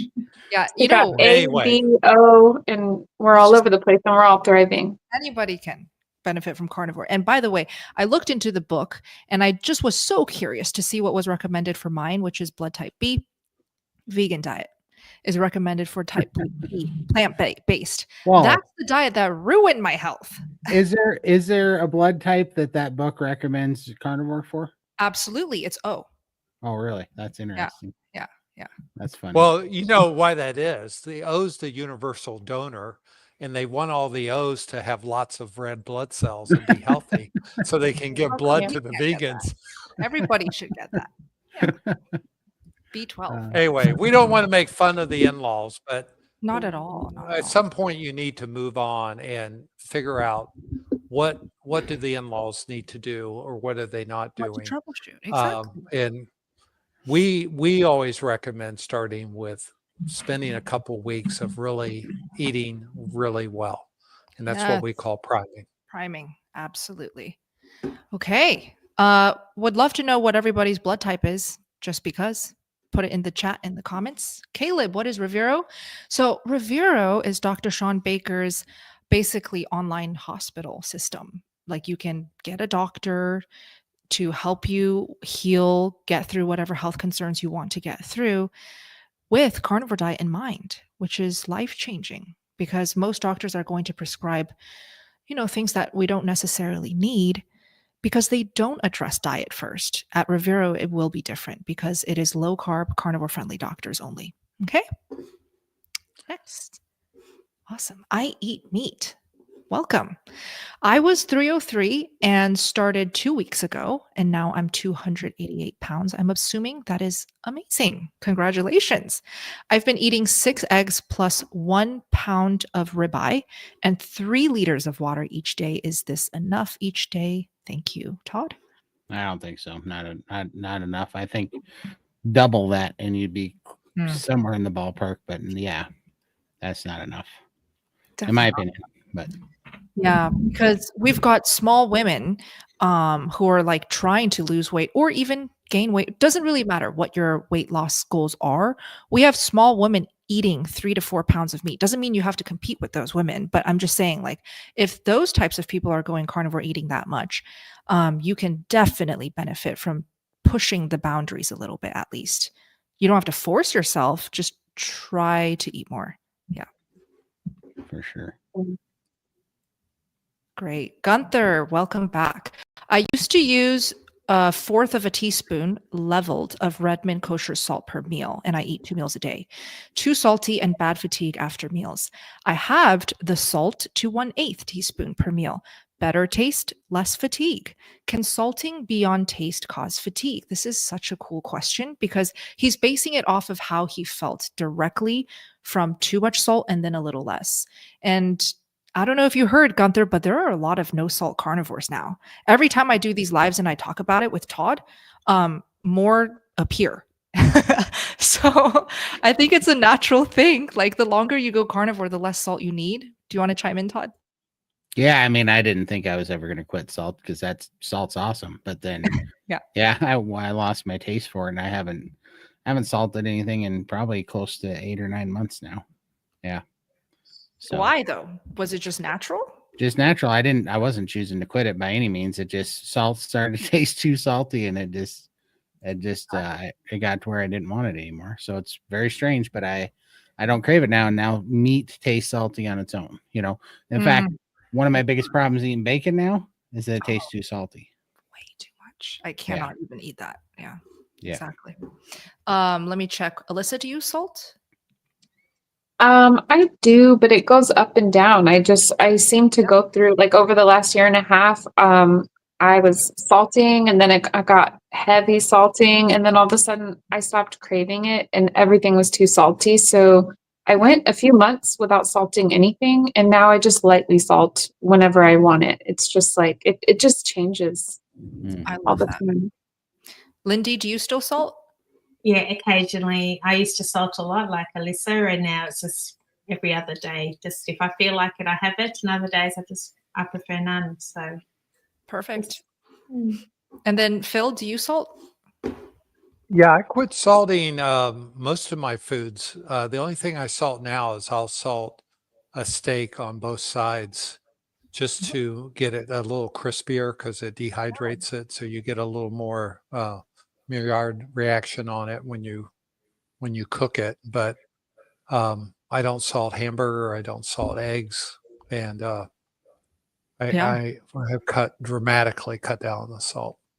I love it. Just goes to show you might have phases of no salt. You might just crave for it less. Some OG carnivores to learn from who have no salt, as part of their journeys is Amber O'Hearn. She's an OG, fantastic source of info. And Dr. Chafee's currently no salt now. And then Dana Spencer, who's also an OG. Okay. Perfect. All right. Oh, and I got to ask Phil a question. I just was thinking about this because I got called out in the chat on our last live stream about the Lugos and about the 2% having 1% of iodine in it. Yeah. I know you're wrong. No, you're not. No, but stop for just a second. If you read the deal, I think it's just because I don't understand the difference between iodine and potassium iodide. Okay. Does that make sense? Because the 2% has 1 milligram of iodine per drop and 1.5 milligrams of potassium iodide in it per drop on the 2%. Yeah. So I think that's the 2% has 2.5. So when you take 10 drops of 2%, that's 25 milligrams. If you count the potassium iodide, right?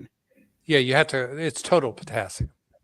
Okay, so that's where I'm getting it wrong then, because when I looked it up, I didn't count I was like, I'm taking iodine.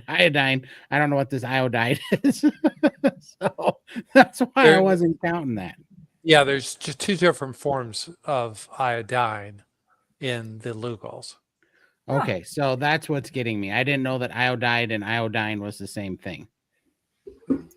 Well, they're not the same thing, but they both have iodine in them. They both have iodine. Well, right, because there's iodide has what, 76% iodine in it, and then 24% salt. It sounds like, or potassium. Well, the iodide is a salt. It means it's got electrolyte with it. Iodine is the pure element. So, but it says that you take that. I don't know. I was reading some crazy stuff on it because I'm like, well, what am I missing here? Because when I pull up the J. Crow's Lugal chart, it just said that. So I was like, what am I missing here? Because this keeps being commonly said that that's wrong. And so when I was reading it, it said that you just take the potassium iodide because of radiation poisoning or something to the thyroid.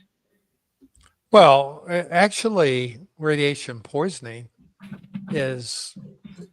We use potassium iodide to treat radiation poisoning. So if the Cylons bomb the home planets, nuke the home planets, we all need to be using Lugals to protect us from radiation poisoning.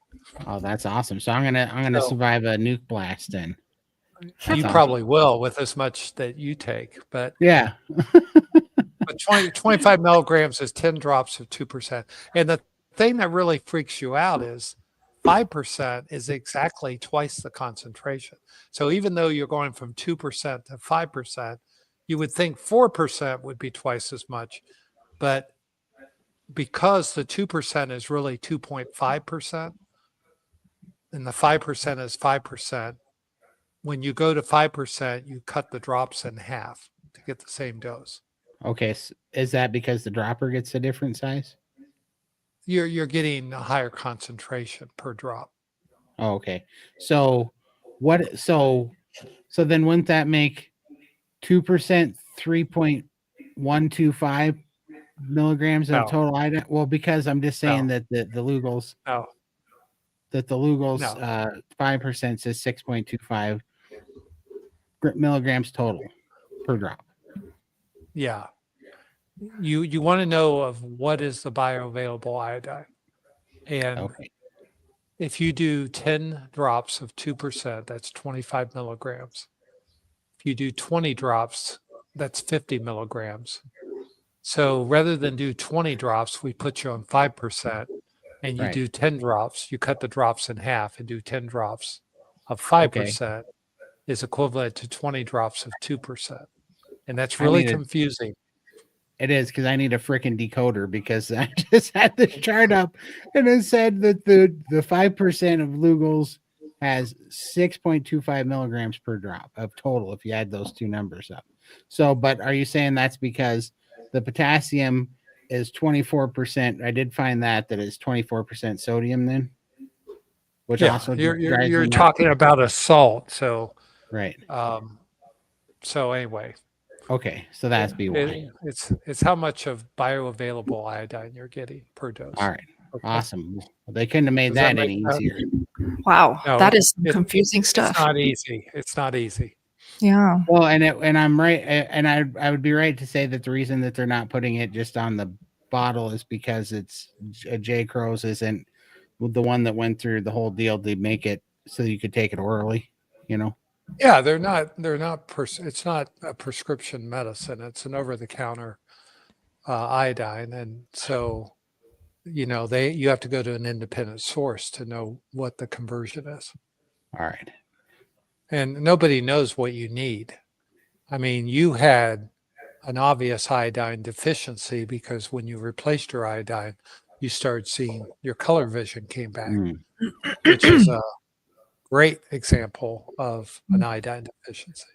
For sure. And apparently I'm taking 100 milligrams a day. Which you probably could cut back to 50 now. Okay, perfect.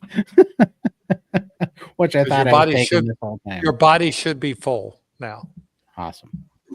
Lindy, So who are you waving at, Lindy? Oh, Mist. Just says wave to Lindy, so I was waving at Mist. Aw. Yay. I also saw someone say, Lindy, you have such a beautiful smile, and I agree. Oh, Just thank wanted to you. note that. Love it. All right, shall we continue, guys? Yeah, absolutely. Richie, I have blood clots in my legs. Am I able to do the carnivore diet, Todd? I've never had a blood clot, but I know, well, Phil's got one, and I think absolutely so. Right? Yeah, I actually have an arterial clot right now, and I'm on carnivore. I had a clot in my artery following a cardiac cath back in November, and I have an 8-inch long clot in the artery. Boy, that was painful. But yeah, there's no contraindication of doing carnivore. In fact, it will help to reduce the concurrent inflammation that you have in your veins. Usually when we're talking blood clots in the legs, we're talking about veins. So I'm assuming you're on a blood thinner, and there's no problem with you being carnivore.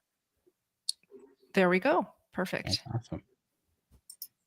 Awesome. Hi, NC. How does spices, herbs, and supplements figure in all of this? I'll take this. Spices, spice away. When you first start carnivore, go ahead. They're like, don't do the whole strict lion diet or all plants are poison, cut it all out now. You should spice and you should use the herbs and enjoy the flavors and all of that. Supplements, though, is a different story. It just depends on the person. It's up to you. Like, how quickly do you want to cut out from your diet, because carnivore is absolutely sufficient for all of the vitamins and nutrients, by the way. It's really just up to your comfort level. Okay.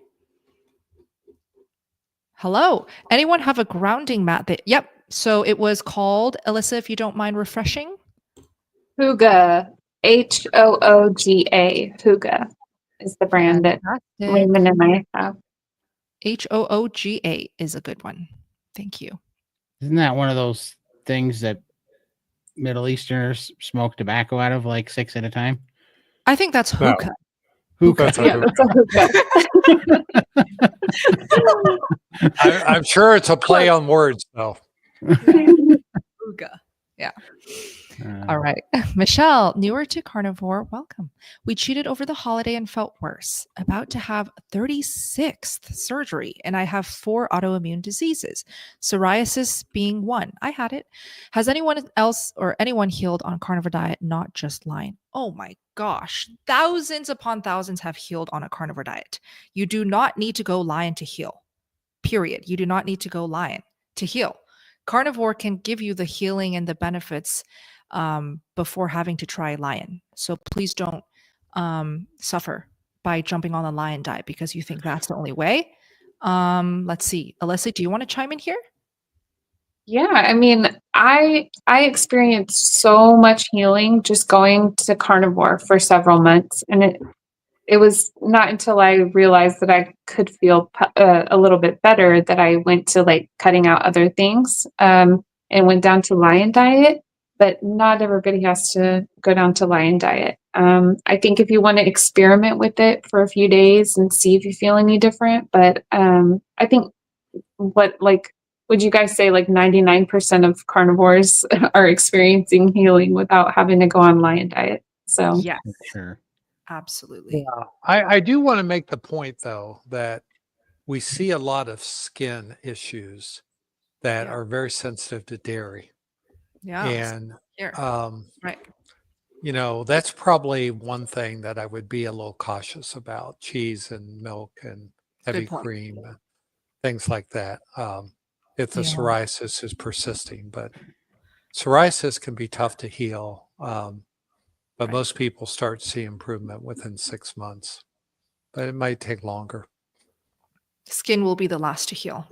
Yeah, keep us posted, Michelle. Thank you. Okay. Reed, welcome. Love you guys. My wife and I are doing carnivore and we've lost 25 and 30 pounds each. Congrats. And I love it. But my in-laws, that was the same question. He did a super chat to get it answered. Oh, that's right. Sorry. Yeah. All right. Jill, do any of you take / have experience with MCT oil? I have heard it really increases ketones and brain function. We actually get this question a lot, like almost every week in our lives is related to MCT. I have no experience. Anybody else here have experience with MCT? Well, let's talk about the benefits of MCT. So medium chain triglycerides they have 10 to 12 carbon atoms in them per molecule. And the interesting thing about it's 2 of your essential oils, and we have low chain triglycerides and we have long chain triglycerides. And the short and the long chain ones, they do not get absorbed by your intestine into your hepatic system, your liver function. They actually have to go through your lymphatics. And if you have lymphedema and don't have good functioning lymphatics, lymphedema is where you're overloaded with fluid, you have a lot of edema all over your body. Lindy experienced this. I think Todd experienced this. And you just can't absorb the essential fats that you need. And so MCT is especially good to supplement with if you do have a lot of lymphedema, because you can get those 2 essential fatty acids into your bloodstream and start the healing process while you're doing it. It also helps to speed up ketosis in some people, but I really only recommend it for that specific use because I think your body will do better just going to carnivore and healing as fast as it heals and not using any of these what I call exogenous ketones or MCT oils to try to jumpstart your results. Love it. Thank you, Phil. Todd, can I put up a quick question about the community real quick from I Eat Meat? So I Eat Meat is on the verge. They want to know when I sign up, are there like coaches who can help me and set up a meal plan? So you'll get a lot of help. You'll not only get help from coaches, but also our favorite doctors in the community. But we also do give out weekly meal plans with all of our favorite meals and recipes that really do help keep carnivore diet interesting, but also keep the inflammation low. So those meal plans are really, really good. And then the coaches are just there to answer your questions live and tailor carnivore for you. Okay. And the link to join is in the description box. I'll also put it in the live chat for you. Thank All right. you. Hi, April. Bella, have you seen, what is this? VERHES of anyone developing high protein induced kidney stones? I have a friend who was told that. So maybe that's a typo. Have you seen anyone develop high protein induced kidney stones? Personally, I have not. But Phil, do you want to chime in? Well, I think we're mixing metaphors here. Injured kidneys sometimes have high protein in them, but there's other reasons you can have high protein in your urine.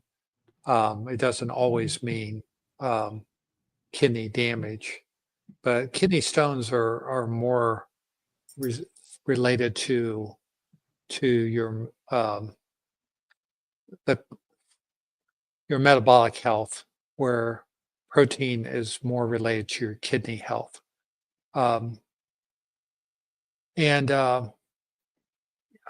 Yeah, I could see where someone might put those two together, but the mechanisms of how they happen physiologically are quite different.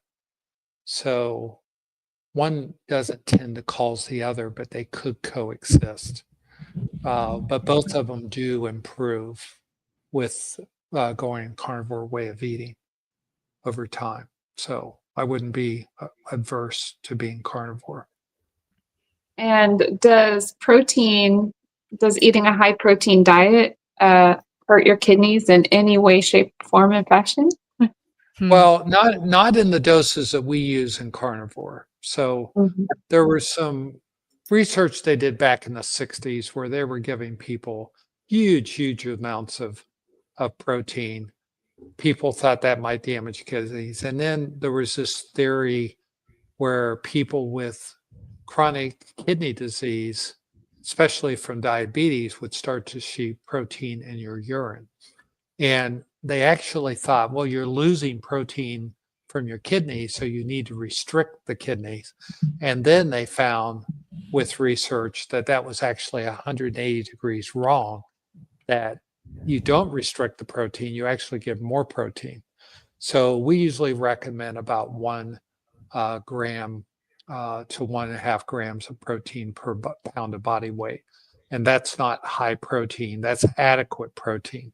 That's the minimum you should have a day. And that is very healing for your kidney and often will resolve what we call protein in the urine or proteinuria. Although some carnivores see it temporarily, it's just signs that your kidney needs to be healed. And the most common cause of protein in the urine is actually diabetes in the Western world. Awesome. Thank you, Phil. Steph, do you think bowling is resistance training? I use a 14-pound ball and bowl 6 days a week, about 1 to 2 hours. That's fantastic. Like, that's a really, really good way to keep active. Anything that you enjoy that you can do over and over and nonstop is the way to be moving your body. Can you take it a notch further down the line? Maybe. Do it when you can. That's all that matters. Great. Hi, Jill. I've been carnivore 6 months, but still having a lot of burning, stomach pain, acid, burping when I try to eat only 2 meals a day. So I'm guessing H. pylori is what's causing it. I've had it in the past. Any suggestions? Alyssa, do you want to chime in on this with the burning, stomach pain, burping? Yeah, I had so much stomach pain when I first started, and I never really fully found out exactly what it was, but I just had to start out very small meals. I was eating about 2 ounces every 2 hours, and I would set a timer so that I wouldn't go past about 2.5 hours. And that's how I had to eat for the first few months. And eventually it healed. And then after about a year of doing carnivore, I actually gave up coffee and my digestion got even better. So if that's something that maybe you want to play around with and see if maybe taking out something or eating smaller meals more frequently could help, that might be a good thing to experiment with. Perfect. Great tips. Thank you, Alyssa. Caleb, what fast food places have the cleanest meat patties? Okay, this is a good question. In-N-Out, do we all agree that's a safe place? In-N-Out? I don't know. I've never tried. Don't eat the cheese or the lettuce. Oh, you didn't try the patties on its own? I Just never the had one? the pat. I didn't. It was the first time. We don't have those here, so I don't Right. get to try them often. They mix mustard in with their patties, right? Well, if you order it that way, but you can also do plain. And I order it puppy patties because that's a Mhm. guaranteed way to get it plain. No salt even for their Okay. puppy patties. Yeah. That's awesome. I'm a Okay. Five Guys guy. I like their Yeah, Five Guys. Got those are really good good. too. Yeah. Very, very good. Yeah, And I go to McDonald's. I buy Oh. the quarter pounders on the a la carte menu, and I get 4 to 8 of them depending on, love it. and they're the least expensive for me, and they're very consistent. They're always the same. So, and they're Yeah. clean. I've also heard Wendy's and Burger King are also pretty safe Really? options. And then Culver's for anybody who has Culver's. Oh, awesome. Yeah. So if you're not sure, just call ahead and ask them, do you have seed oils? Do you cook with seed oils? They typically will tell you if they do or not. No, no, Thomas, you don't have to do the air quotes when you order puppy patties. I just wanted But it helps. What It's like a advice? secret handshake. It's like the hidden 20 in Vegas. What is that? Oh, the hidden 20 when you go get your hotel room, you put a $20 bill under your credit card, and when you hand it to them, it's hidden. And so the person that's booking your room, if there's one available, they'll give you a free room upgrade, and they'll pocket the 20. Oh. If there's not, they'll give it back to you. I've done it several times. It actually works. Oh Just put my a 20 God. under your debit card when you hand it to them because they don't want the cameras to see. Sure, But sure. it works. Wow. You'll end Yeah. up with a suite for $20. It's pretty funny.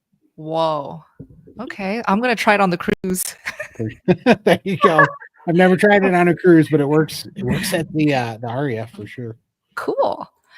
Okay, let's all chime in and share our favorite spots for clean meat patties because you guys know best, the community.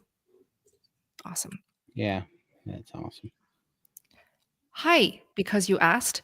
Hello, everyone. To confirm, the only way to ask a question and get nope, you do not have to get a super chat involved. You can simply just do what you did is put a question. We'll eventually get to it. You answered too quickly. I was going to let you read that out, and then I was going to take it off the screen and move on. Oh my God. Next time this happens, you can do that. Hey, there's been, with the MCT oil, there's been a lot of flurry over in the Okay. chat. So I want to Oh, do a wow. little follow up with that because Yes, please. So Dr. Boss, who's actually here in Tampa, and Annette Bosworth, she is, if you want to learn more about MCT oil, it's actually one of her side businesses is selling you MCT oil. And she does a lot of videos on it. She talks about it in her books. And she's a big believer in using MCT oil and canned ketones. So if you watch her, you're probably going to be, and she wants you to monitor your ketones and your blood sugar with Keto Mojo, and she sells you all this stuff. So we don't do all those add-ons with SPG. We just think you should buy meat and animal products and eat. But there's been some questions come about gallbladders. If you have gallstones, if you're having gallbladder issues, should you use MCT oil or what should you do? And a lot of Americans, I assume anyone eating Western diets, have a lot of gallbladder dysfunction. And gallbladder dysfunction means that your gallbladder either has stones, the bile has become sludge, it's actually thickened up, or it's not emptying correctly, or you've had a gallbladder taken out and all you have is a bile duct. Now, bile, the purpose of bile is to mix with the digesting food to do a process we call emulsification. So it increases the surface area, so your pancreatic enzymes, your lipases and proteases can better digest the food so they can be absorbed. And so a lot of people with gallbladder disease, when they first go on carnivore, they can have fat intolerance, they can get gallbladder pain, or they can even get bile reflux. And the difference between bile reflux as opposed to acid reflux is normally at the early when you're eating. Bile reflux comes about an hour after you eat. It's a very sour tasting, bitter taste in the back of your throat. Okay. And that's bile, that's not acid. Acid's more of a burning sensation. So, and if you want to get your gallbladder healthier or you have a dysfunctional gallbladder, what you want to do is start with leaner meats, eat more frequent, smaller meals, and give yourself a controlled amount of fat that you can increase over time. And I usually tell people, eat something lean like sirloin and then put one pat of butter with it for your meal. Do that 3 times a day. If you can tolerate that after a week, go up to 2 pats of butter.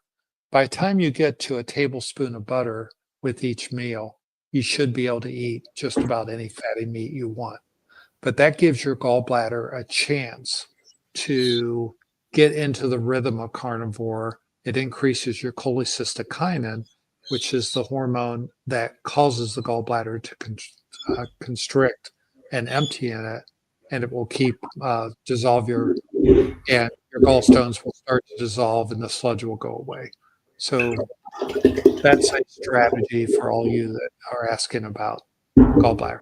Taking MCT. They almost took my gallbladder out. When I, just right before I started carnivore, I was having so much gallbladder pain. I was in and out of the hospital 3 or 4 times. And in those first few months too, because I was really trying to hop on this whole 80-20 high fat carnivore really fast. And from coming from like a 0 fat diet to all of a sudden flooding my system, I had a lot of sludge, they said. And several times they wanted to schedule me for surgery, but then there was some kind of, my health was in a really bad place. So they said, you need to kind of pass these other health tests before we can take it out. And I'm so glad they never took it out, because now I have 0 gallbladder issues and I'm able to eat as much fat as I'm craving for, which some days is a lot. Oh my gosh. I'm so glad you shared that, because a lot of people struggle with that exact decision. If you just give it some time and maybe don't jump right into like high fat carnivore when you start, is probably the best path. Yeah. Perfect. Thank you, Phil, for addressing that. So I cannot find a question to go with this, Donna.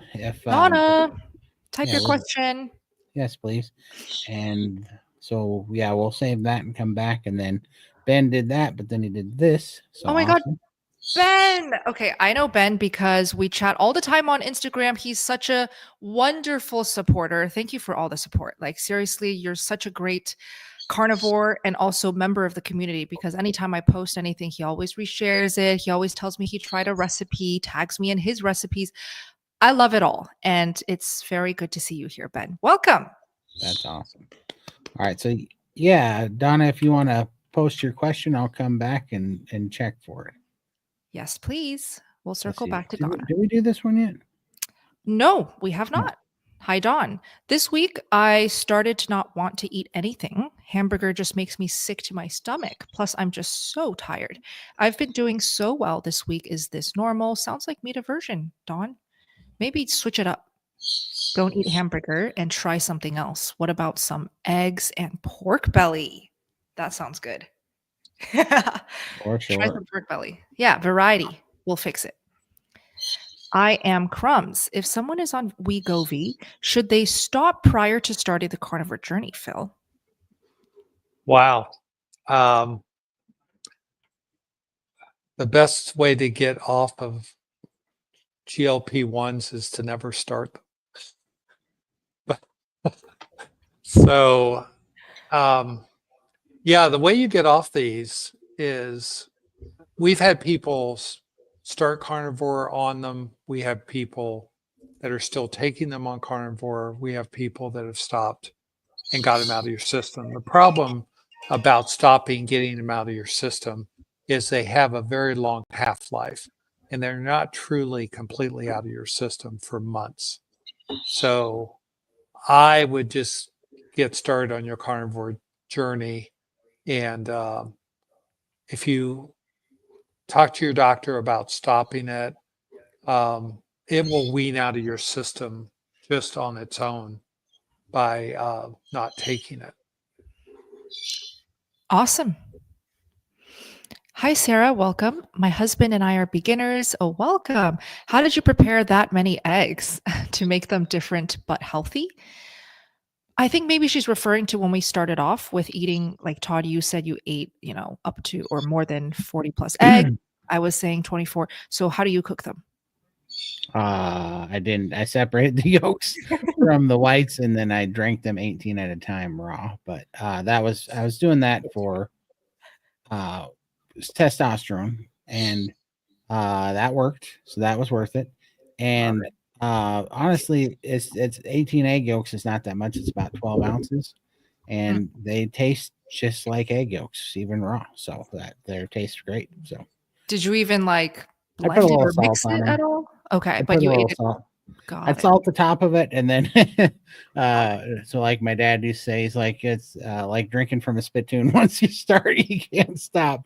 You gotta keep chug going the whole until you're 12 done. ounces. Yeah, So you don't break up the yolks, you just dump them No. in. Yeah, I just Okay. dumped them in. Yep.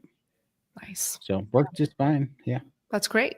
And Sarah, if you would prefer to cook it, you can do just fried, sunny side up. Those are real easy. Just put it on a nice big pan skillet. I love egg pudding. Have you tried that? Just posted it on my channel. That's steamed, so it's a little bit lighter and more refreshing. You can also do scrambled eggs. One day I had a whole egg fast feast day because all I wanted was eggs. This was early on in my journey. I was like, I'm just going to eat eggs today. I had a whole feast of scrambled, poached, fried sunny side up, and steamed with a stick of butter. Eat it however you want. Enjoy. Okay, Michelle, thank you so much. She says, really appreciate all of you. Thank you. Thank you. That's so sweet. That's Do you have right. a question? Okay. I haven't seen one. Well, wait a minute. Here's one right here. Way up here. Ah, perfect. So, newer, we cheated over the holiday and we felt bad. Oh, yes, we did do this. Alyssa did a great job answering it. Oh, So, perfect. perfect. Let's see. Thank you, Michelle. John, 78-year-old male carnivore of 7 months, and I itch all over the whole time. Is it oxalate dumping still? Could be. It's very possible. So the reason why I say it's very likely that it's oxalate is because of the itching all over, because that's exactly what I had. 7 months is interesting though, because mine lasted like the itching where it got worse lasted the first 3 to 4 months. What did help, I just remembered, is I cut out the egg whites. Unfortunately, you might need to cut out the egg whites just to stop flaring it up. Cut out the dairy. That could be the next step if the egg whites don't do the trick. But definitely start with cutting out egg whites. It actually might fix it for you, John. Keep us And posted. can Yeah, I just, I think we have to consider histamine. Yes. Is that what you were going to say, Alyssa? Go ahead.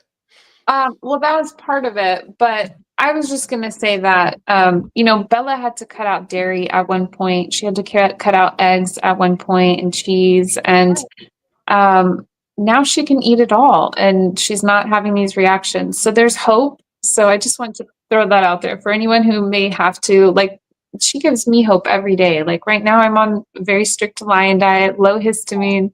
But I do have hope that I'm going to be able to have all the carnivore foods one day soon. So sorry, go ahead, Phil. No, I just think, there are strategies to eat low histamine foods, eating smaller animals like lamb and things like that. And don't eat aged meat, eat fresher meats, Exactly. and try that for a week and see if that helps your symptoms. But I'm glad Alyssa made that point, because Me I too. think so many people think what happens at one point is the way it's going to be moving forward. And I Exactly. have had so many waves of different things. I had palate fatigue where I just could not eat another ribeye. And I Right. began diving into Bella's Cafe and her recipes and trying different things. And that lasted about 6 weeks, and then it went away, and I'm back to eating ribeyes again. So, Oh, wow. I feel so honored that even Phil dabbled into Bella's Cafe. That is such an honor. well, I'm just jealous that Max gets all the attention. So cute. And Alyssa, thank you. Thank you so much for bringing that up, because Alyssa, you have no idea how much hope you are giving to members in SBG. So I just want to give a big shout out to Alyssa, because firstly, this is her first live and she's been killing it tonight, just with the answers and the love and the attention. Big round of applause to Alyssa. And this is official. You are invited and expected and required every single week at our live streams. There will be fines. Not your boss, Alyssa. Thank It's a you. volunteer. It's a volunteer army. Don't ever forget about that. It's a mandatory volunteer army, though. That's a tight ship around here. Yes. I mean, it is a gang, though. It's a steak and butter gang. So It is. Yeah. Right. What's the what do they call it when you got to be jumped in? We beat people with ribeyes around here. Mhm. We're paratroopers with tomahawk steaks. There we go. Right. Exactly. Anyways, so good. I love you guys. I've been waiting for this one. Oh, okay. Keto Karen, hello. Did y'all Oh. hear about the guy with the hand? Yeah, I've seen this everywhere. Okay, with the hand problem because he ate too much cheese and butter. Todd, why don't you start? Well, what would happen if you ate 9 pounds of molasses or something every day for whatever? Like, what would happen if you ate 9 pounds of anything like that every day? I don't know. I mean, it's stupid. Plus, Vice's giant propaganda piece. So the fact that they found one dude that was doing something crazy that may or like I'd like to see it even verified. Yeah. To me, it's just a hit piece because. Like whatever, like if that's real and they showcase that, that's absolutely great. But for them to attack the entire carnivore community over this one crazy thing, it's obviously a giant propaganda hit piece. And so Right. it's like, why even have what do I say about it? I say Vice is a hack network. That's what I say. Yeah, Oh, wow. I wanted to share a story though. I was working at a free clinic that we had when I was still practicing. And I had a patient that came in who he had not seen a doctor for a couple years. And he came in and had a blood sugar of 720, a cholesterol of 2,000, and a triglycerides of 16,000. And he had the fatty globules on his arms and hands. Oh, And I had to put him in the ICU and give him IV insulin to get him out of that. And within 24 hours, all those skin eruptions went away. I mean, they were literally lipid deposits.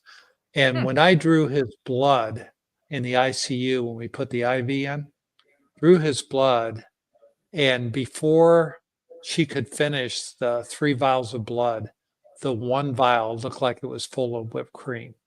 oh. There was so much fat in the blood. Was he on And- carnivore? No. Right.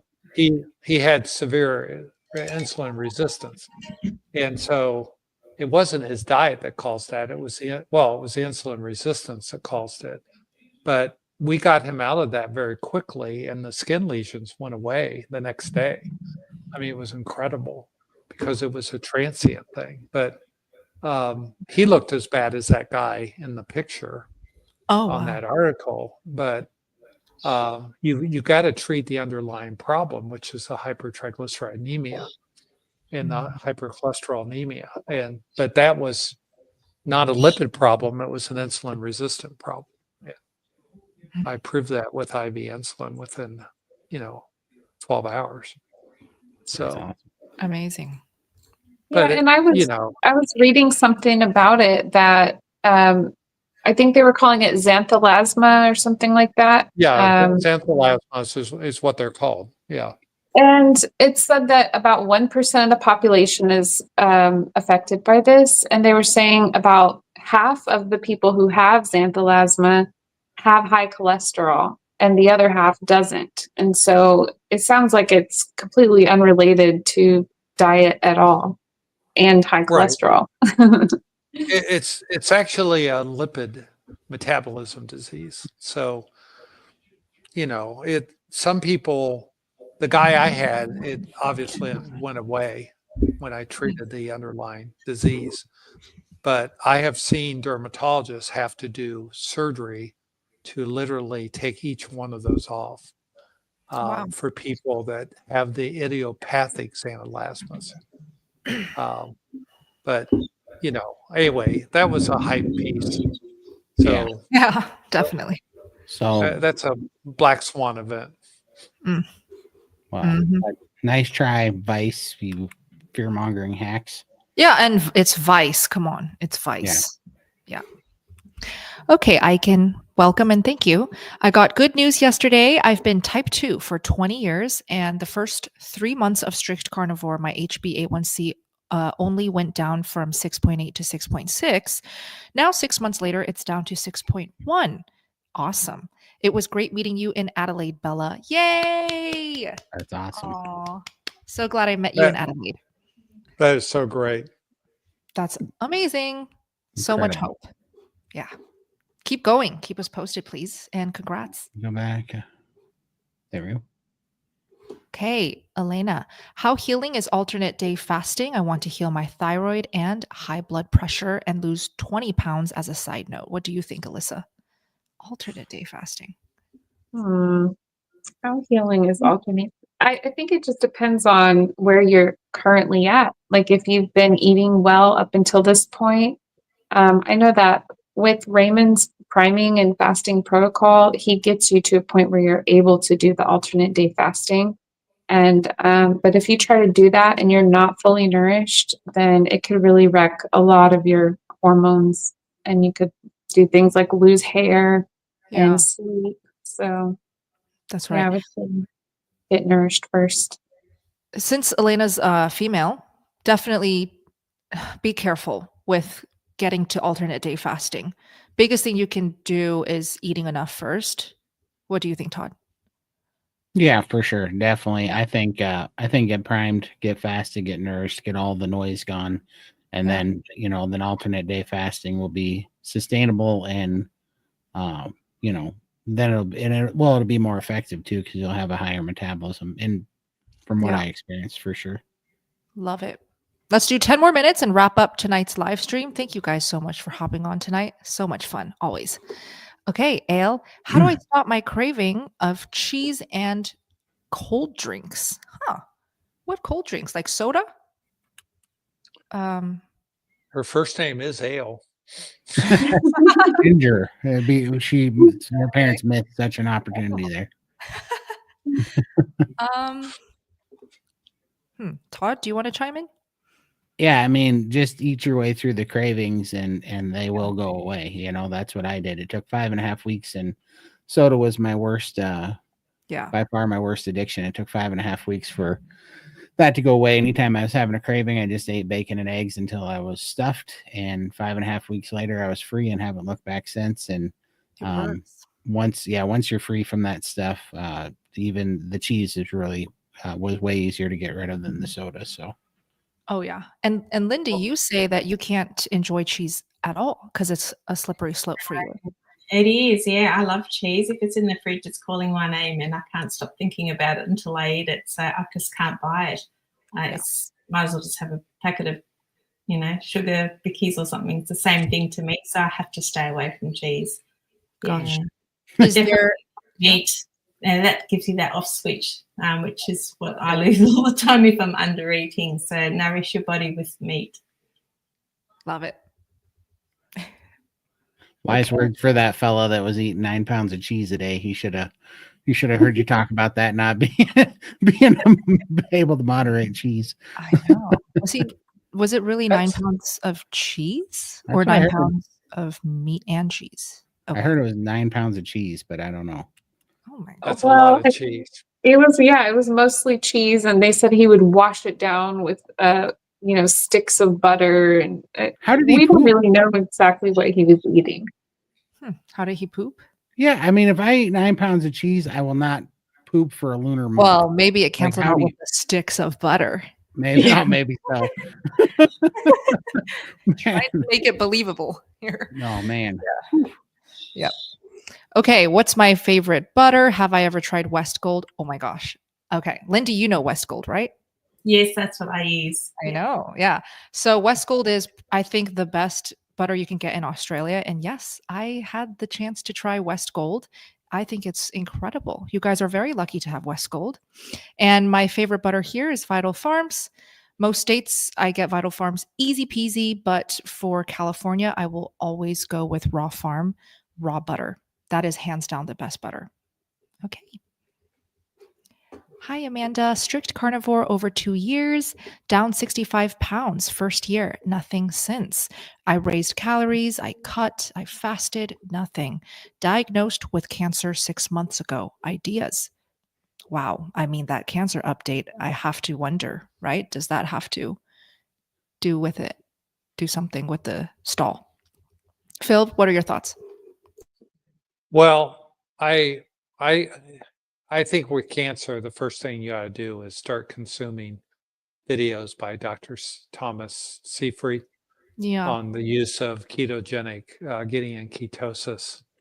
And this is where I would monitor your ketones. And I don't care what kind of cancer you have. The first thing I would do is try to get as ketotic as I can. And his material is really good.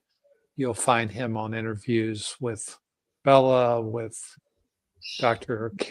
Barry, with Carrie Mann at Homestead How, Dr. Chafee. I mean, you'll find him everywhere. Dr. Thomas, it's spelled Seyfried. So it's like Seyfried, Seyfried.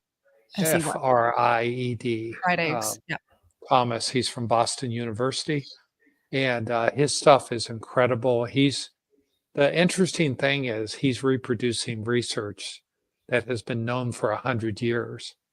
And the medical community is rediscovering it because of his work. And MD Anderson in Houston has really embraced his work.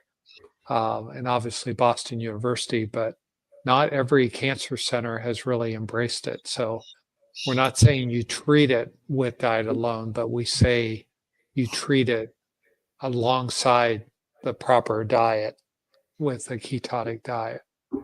And the ketones seem to be the trick. It's because cancer cells live on two fuels, glucose and glutamine, which is an amino acid. And so you want to drive your glucose as low as you can. So very zero carb, get yourself very ketotic. So fasting is part of that regimen. But check out Dr. Seyfried's work. I mean, it's really amazing. Yes, agreed. He's the best on cancer. Hi, Robert. Welcome. Started carnivore 6 months ago and blood pressure was 110/70. Blood pressure is now 150/100. Any ideas? So we see this happen all the time. And you cannot discount that there are so many different factors that affect your blood pressure. Literally just earlier, Dr. Baker was talking about this and how when he sees this among many carnivores, it's not a red flag. He even said, like, even just raising your arm a couple times and then measuring your blood pressure will make it go up. Okay. So don't freak out. Keep us posted and just keep going. Val, what if you don't want to lose any weight but get rid of autoimmune disease / symptoms or to build muscle? Thanks. So what's the question here? So she doesn't want to lose weight, but she does want to get rid of autoimmune? Okay. Alyssa, this is great for you. Yes. I mean, when I first started, I was trying to heal my autoimmune conditions, and I was terrified because that's all I heard was all these weight loss stories. And but I found Bella, and of course she had her story that, you know, she gained that initial 25 pounds. And then there was Rebecca Heichman, who was severely underweight, and she was able to gain healthy weight. And then I also found Ribeye Rach, who was also very sick and underweight, and she gained weight as well. And now she's out there, you know, climbing mountains and rock climbing and all this stuff and hiking. So, Yeah. and yeah, so I was very underweight when I first started, and I was on my deathbed. I was unable to get out of bed except just barely to make it to the bathroom. And I was like that for months, but I've been able to put on healthy weight. I'm finally at a healthy weight, and I am working on putting lupus in remission. I'm doing pretty well. Most days I can function like a normal person. I'm not riding the little electric carts at the grocery store anymore. So, yeah, it just make sure you're eating enough, and you're not going to, you know, I think it's a weight optimization diet. You know, if you need to lose weight and you're eating right, you're going to lose the weight. If you need to gain weight and you're eating right, you're going to gain the weight. So no worries there. You're so good. I'm so happy you're here. We have a question for you, Alyssa. Are you going to the meetup in Austin, March 8th? I hope to. Yeah, I just need more details on it, but I'm already here. So Yes. Oh my God. are you going to be there, Bella? Is it an HH meetup, Brett? Do we know? Or is it a random meetup? I mean, either way, I would love to be there. I think it is the HH one. I believe they told me about it. I've just heard it mentioned, but yeah, I'd love to know more details on it. Yeah. Let's know more details, Brett, if you don't mind sharing in the live chat. Now I do recall Ashley reaching out. Yeah, it is for Healing Humanity. I'll be there. If I don't have any other prior commitments I have to check. Nice. Ooh, sounds exciting. Okay. Let's do 2 more and then we'll wrap up. Deborah, please explain priming for newbies. Maybe you missed Coach Raymond's priming definition. It's his protocol after all. Let's see, Todd, why don't you do a little condensed version?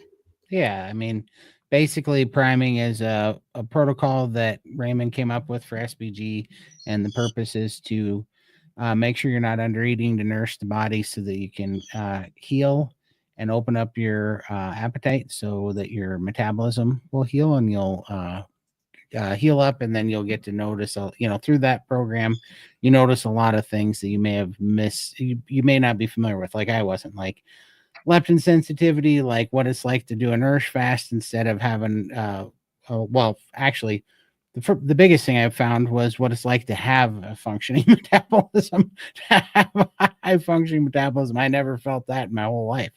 So there's so many beautiful things that come out of it about, hearing signaling from your body for what true hunger is, what true nourishment is, what a nourish fast is like, what a healthy metabolism feels like. But it sounds silly because we should just be able to eat, but we've been practicing so much disordered eating through calorie restriction, through all the problems we've been going on and signaling problems, that you actually kind of have to hit the basics again and build a foundation to build up from again to heal all that. And it really does work.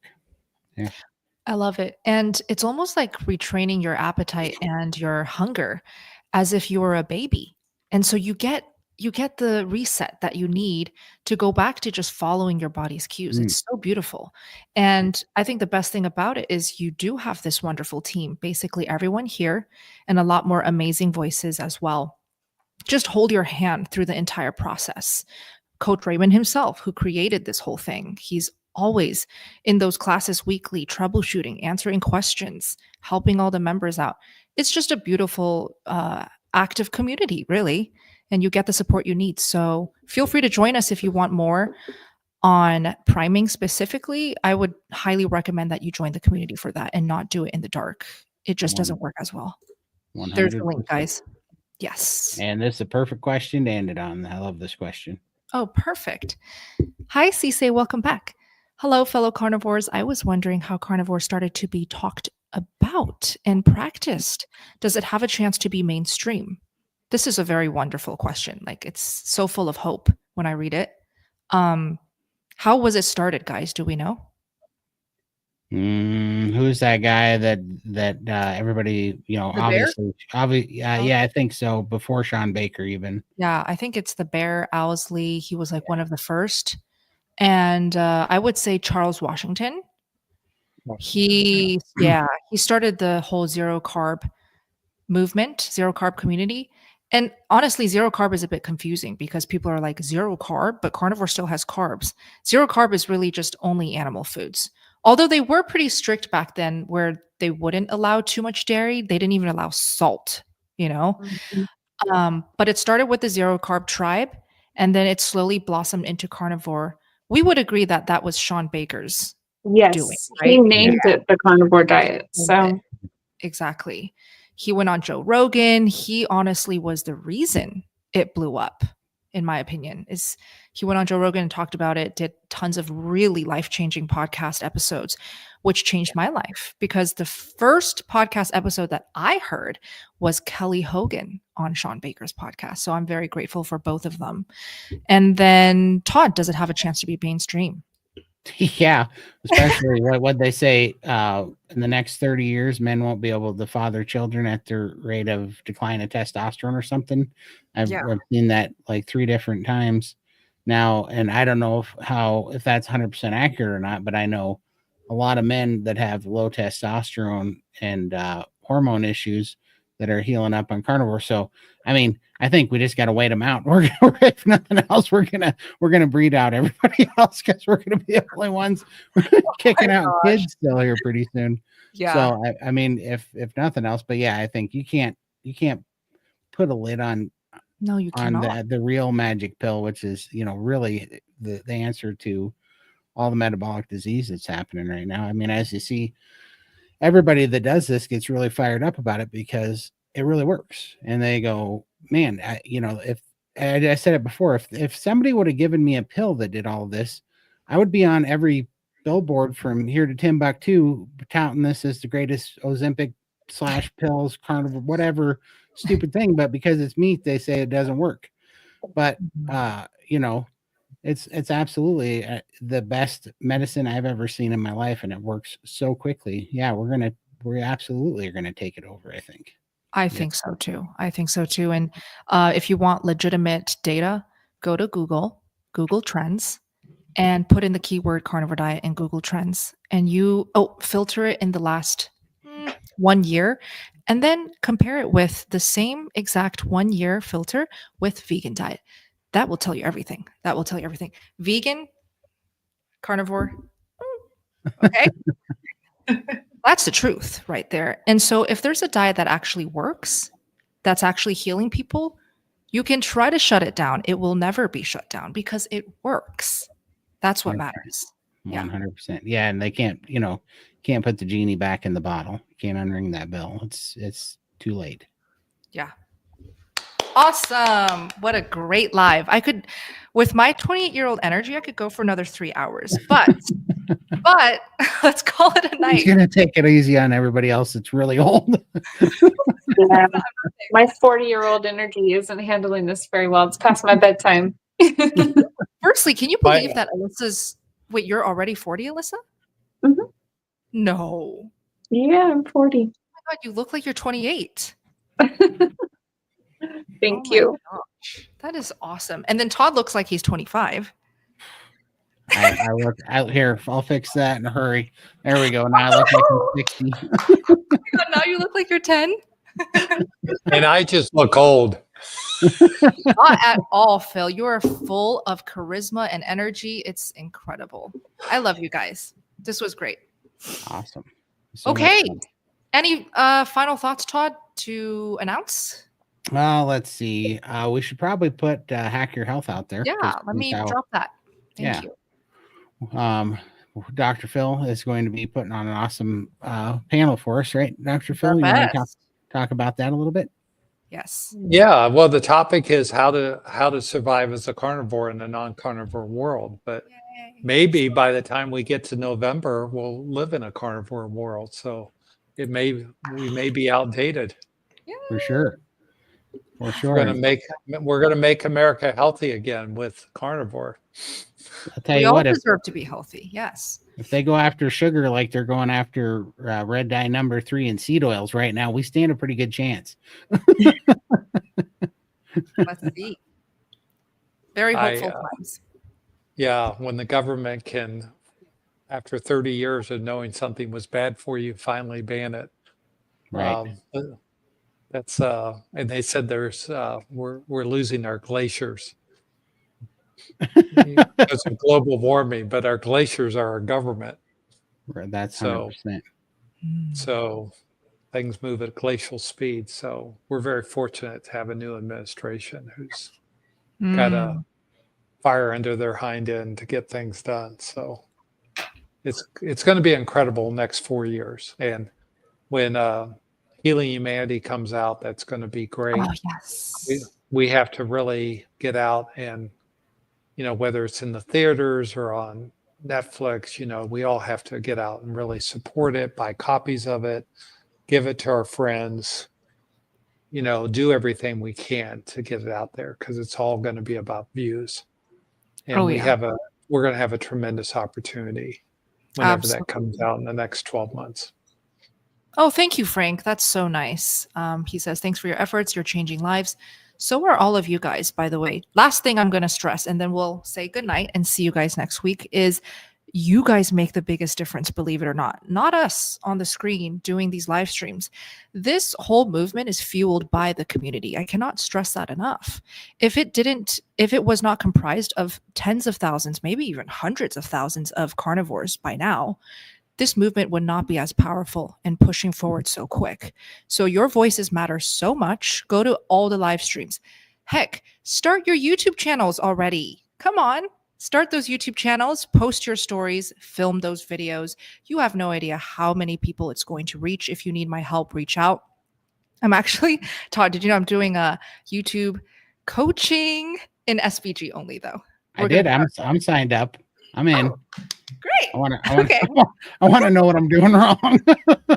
You already know. You just need to do it. I do. I have to fix it. But I mean, that should be encouraging though. I put this face in the algorithm and it didn't break. So anybody can do it. So we're good to go. That's facts though. Awesome. Awesome. Love you guys so much. And we'll see you next week. Brett, come in SBG. You'll get it. Please come. Sure. Love you guys. See you next week. See you all.